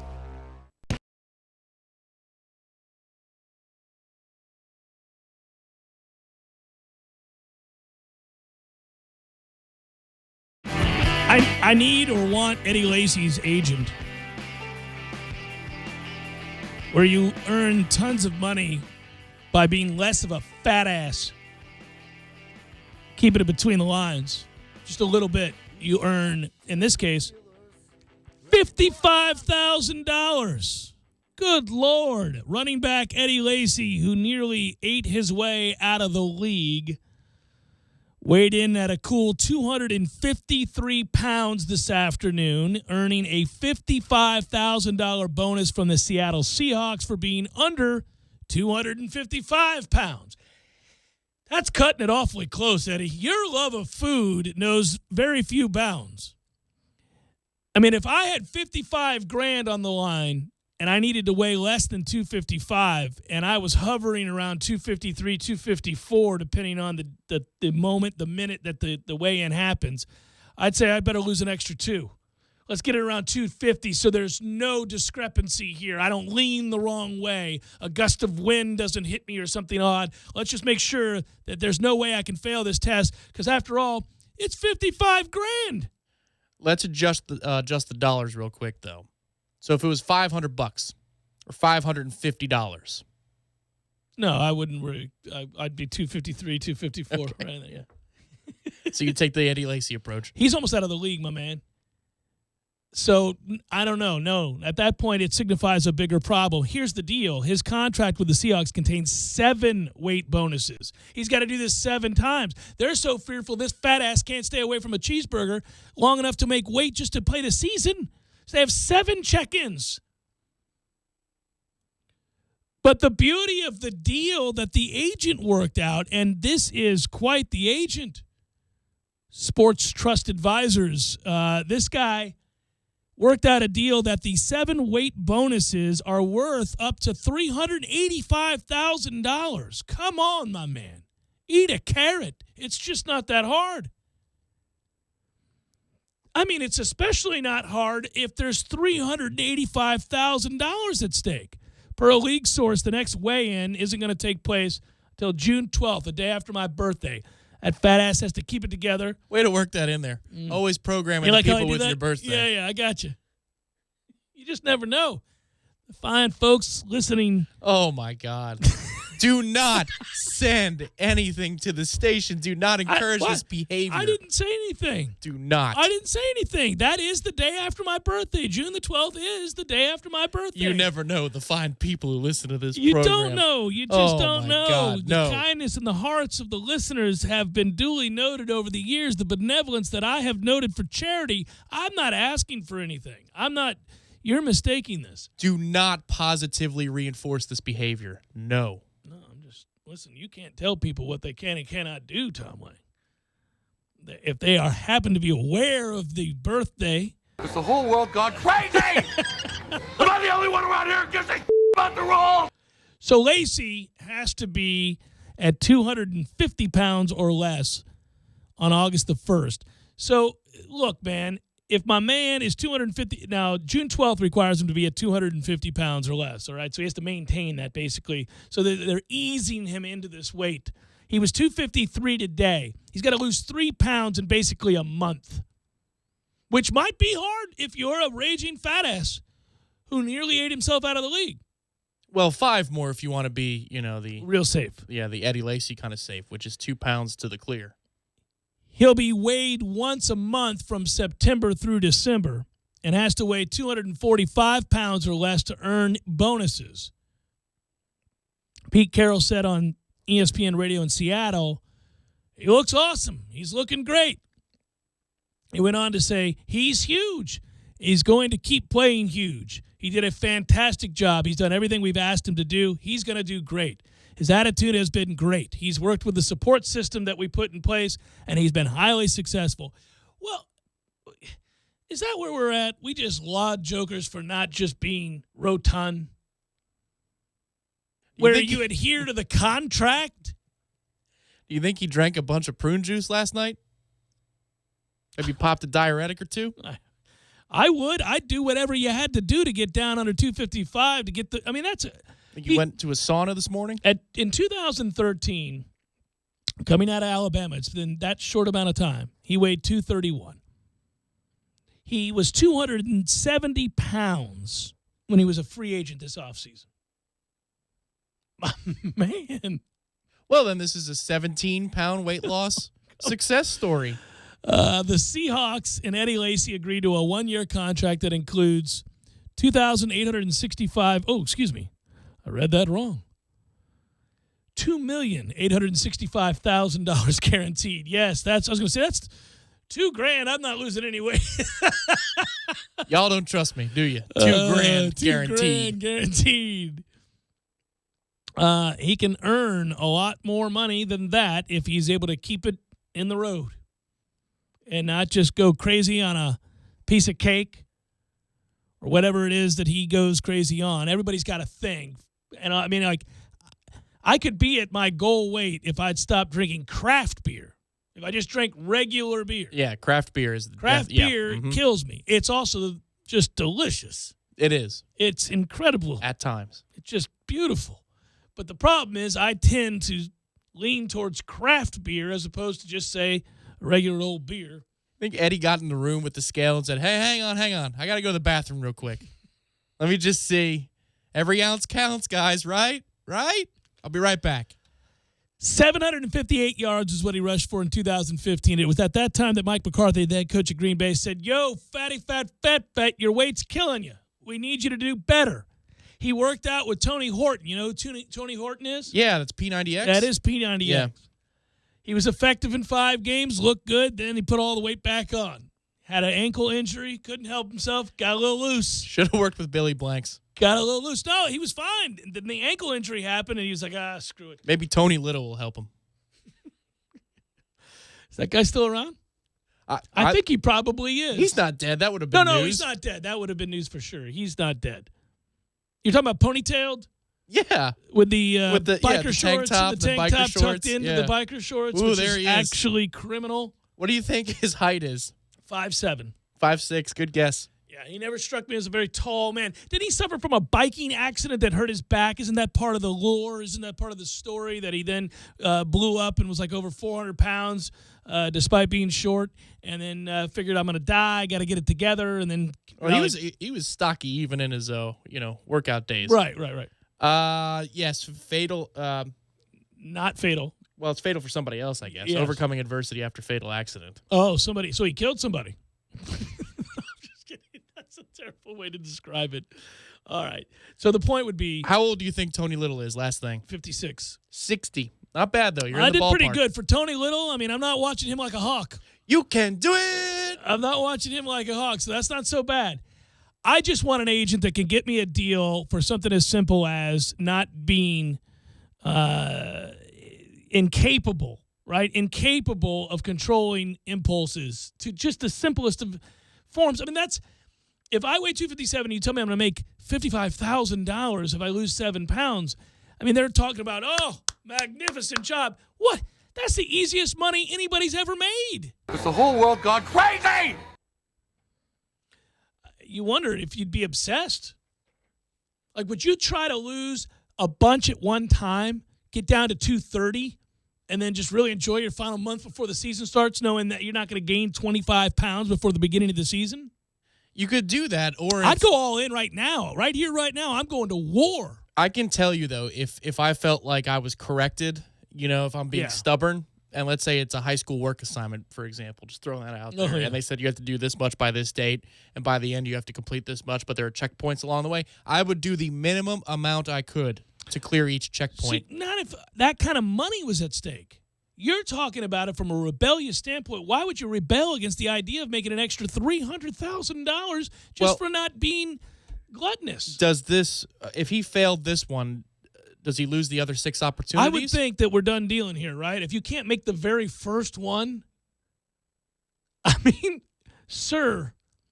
this first one was, we asked you to lose 2 pounds. You couldn't lose 2 pounds? we're going to have to just call this a day. You've got you're not even remotely inclined to trying to keep yourself together. If you can't pass test number 1, lose 3 pounds. I'll tell you what, let me cut you a deal. Let's just make the 7th one the only one. Keep that date, and I'll be there. I'll be there. I'll get there. He's going to come in wearing trash bags. It's Jeff Cameron Show, 97.9 ESPN Radio.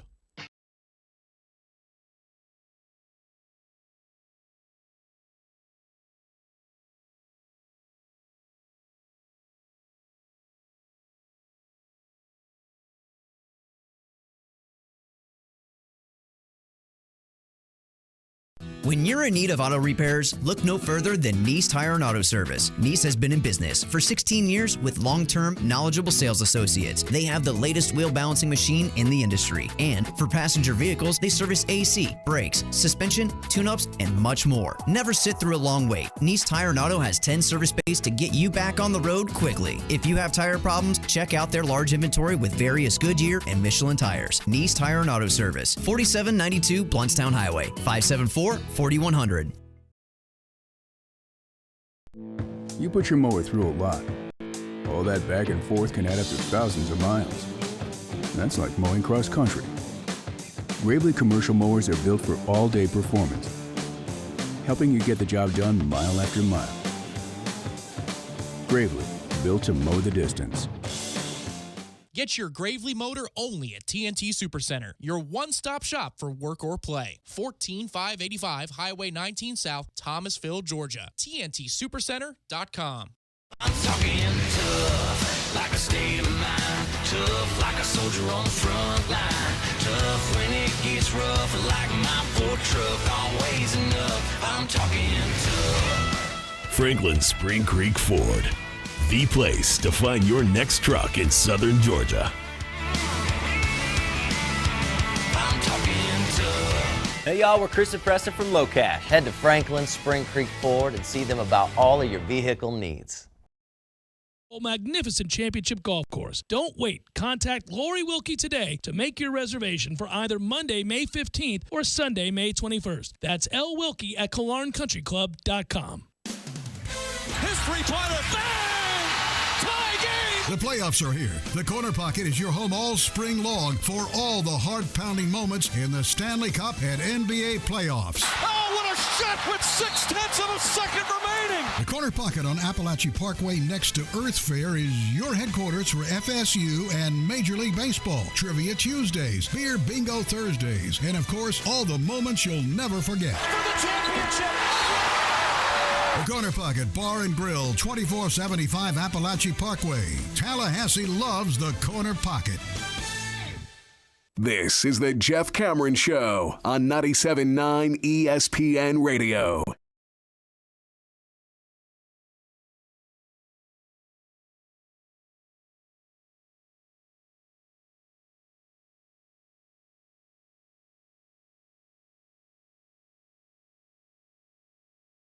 Wrapping it up, Jeff Cameron Show, 97.9 ESPN Radio. ESPN, speaking of which, announcing plans today to shake up SportsCenter again. Didn't mention it earlier. It's an initiative to reach sports fans on platforms outside of just television. Yes. The announcement comes on the heels, of course, of the network laying off more than 100 staff members. ESPN Senior Vice President, that's Rob King, told Yahoo Finance it will be a trial and error experiment and that two of the big changes will focus on a more digitally driven SportsCenter and much more emphasis on the personality of the host during the shows. So are we going back to where we started, only on a digital platform? Yeah, my guess is that means you're going to have to hold somebody up during, major events and then have them kick out a highlight as it's happening. I don't know. Yeah, it's they've already tried with the host thing, because you'll have your game at 7:00 coming up with, Butcher Gross and Steve at 11 o'clock. Right. It's and been have the the big headshots push. of them. Yeah, that didn't work. Well, and that's what Van Pelt's show is basically it's a vehicle for Van Pelt. So I don't know what they're going to do. That's what it is that's different. Amongst the digital changes to SportsCenter, including right now video updates, some capturing breaking news, some capturing viral happenings, whatever that is. I know what it is, but it sounds annoying. that will happen on TV as well as digital avenues, while shooting more segments specifically for the web instead of repurposing a highlight reel in the interview segments. To bolster the personality that SportsCenter adopted with Van Pelt at midnight and Michael Smith and Jamil Hill at 6, the network is shuffling its agenda. Sage Steele will now anchor the 7 a.m. SportsCenter, set to air 7 days a week. Kevin Negunde. Boy, the people in the South are like, what's happened? Don't worry, Matt Berry is going to be along. Neil Everett and Good morning, Stan it's Verrett Matt Barry. will stay at their 1 a.m. slot. Steve Levy, John Anderson, John Butchercross will co-host the 11 p.m. show. And Kenny Mayne hosting from Bristol, Connecticut headquarters for the first time in over a decade. I'm sure he's thrilled they pulled him out of the Pacific Northwest so that he can now help out with the 11 o'clock SportsCenter a little bit more frequently. Kenny, do you need the money? Well, then you better get on a plane, Kenny. You got to get on a plane and leave your precious Seattle, buddy. It's to Bristol, Connecticut for you. One last go, I guess. He's going to be. You'd think as we made billions of dollars, we might move out of Bristol, Connecticut at some point. Somehow we're still here. All right. Anyhow, I say all that just to say there's more changes coming. Who knows what that's going to look like. Okay. Probables, please. It's time for, how you say, with the pitching, probables? Coming up in mere moments, Rays, Indians. Chris Archer will go for the Rays. Carlos Carrasco for Cleveland. Braves, Jays. Fat Bartolo Colon and Mike Ballsinger are going to go for the Blue Jays. Name that tune. Astros, Marlins. Joe Musgrove. Hey, do you know the Astros are good, Tom? Still good? Still good. Dan Straley going to go for the Marlins. Mets, D-backs. Zach Wheeler going to go for your beloved Mets. In nearly every one of his first 6 starts, Wheeler has battled the same issue. Struggling to complete 6 innings in less than 100 pitches. Well, that should say in every start of his career. And that would be accurate. He made modest strides in that department last time out. 95 pitches through 6 his last outing. Yeah. He's getting it down. Right. Get it down. Actually, he's been our best pitcher of late. Godley will go for the D-backs. We got Brewers, Padres, Chase Anderson, Luis Perdomo. A's, Mariners, Sean Manaea. Almost butchered that. Saved it right at the end. Giovanni Gallardo goes for the Mariners. And finally tonight, Dodgers, Giants. Brendan McCarthy goes against Matt Cain. Matt Cain used to be good. Matt Cain hasn't been good in a long time. Brendan McCarthy used to be good. A lot of guys used to be good. That's a look at those that shall reside on the bump. One day it called to you. I lost you. Yeah. I lost you to the summer wind. I'm still struggling with my nightly baseball, so maybe it's Washington and Boston. That's what I think. Really? You're going to tune in to the blood sacrifice game? It's Game 7.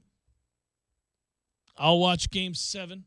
I'll watch. When do we get Ottawa and Pittsburgh? Is that tonight? It could be. Is that this NHL Final Four is hard to get behind, and I'm the hockey guy. You are the hockey guy, and you're struggling, huh? Oh, I'm really. I mean, Ottawa, if they go up 1-0, they're going to play the trap ball game, so it's 1997 all over again with the New Jersey Devils. Used to do that, buddy. Oh, and the Capitals used to do it too. And then out in the West, I'm sorry, Anaheim and Nashville is about as interesting as, I don't know. High-scoring 5-3 affair in the first one. Ole Miss, LSU softball, you know?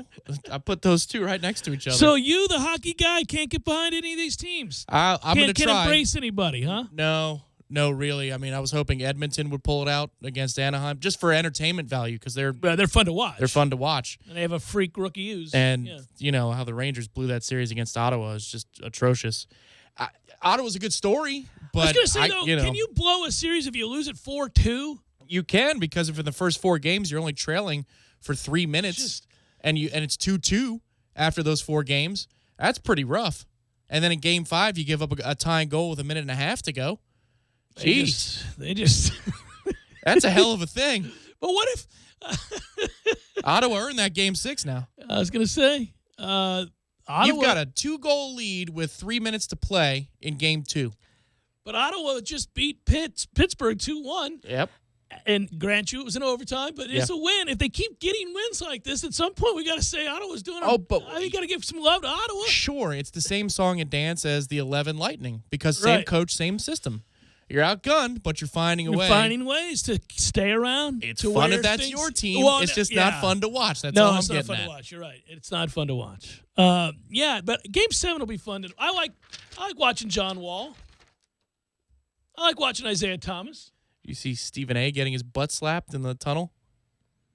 Yeah. I saw that was going to be a talking point for the entirety of the afternoon on ESPN. That has to be the best thing that could happen to him, right? Sure, it is. It is the best thing. Yeah, handprint on the cheek aside. To have that on film and to then insert yourself into the story, which you are desperate to do anyhow. What an opportunity! Now they already do it. They force feed it. Yeah, so it's bound to happen. It's going to happen. Yeah, you're right. So basically, what I just described is a really bleak sports night. Got you a good book, maybe a movie to catch up on. Yeah, perhaps a movie. Maybe a documentary or two. Yes, you know perhaps something like that. Shoot, I'll correct what I was going to say. Shoot, that's a good idea. You're not going to watch Game 7. I will watch Game 7 tonight. We've got coverage of it right here on 97.9 ESPN Radio tonight. But he says begrudgingly, no, we've got coverage of that crap fest tonight right here on 97.9 ESPN Radio. That's not true because the overnight programming, I'm sure it's an upgrade from the overnight programming, but still. I just was wondering if you would want. No, they're all playing for the right to get beat by Cleveland. I got you. Right. I thought that the winner of Houston, San Antonio had a fighting chance. Well, they would have. Yeah. Mm-hmm. I think perhaps. Well, quite likely out tomorrow night. For all the times that the NBA is not going to give you a 3-day layoff between games, now, really? You're going to play Game 2 tomorrow night? They need to institute a brand new rule where if some of our star power takes a hit, we'll give them that extra day. Sure. Flex time. We have a flex day worked in there. There's just a card you can use if you're the team. Yeah, we're going to use the flex day here. Sorry, KD's got a bum shooter finger. Going to use the flex day. The index. Can't really bend it. We need the flex day. Good work out of you. Good work out of you too, Matthew. Thanks so much for listening, everybody. We'll talk to you tomorrow. Have a good night.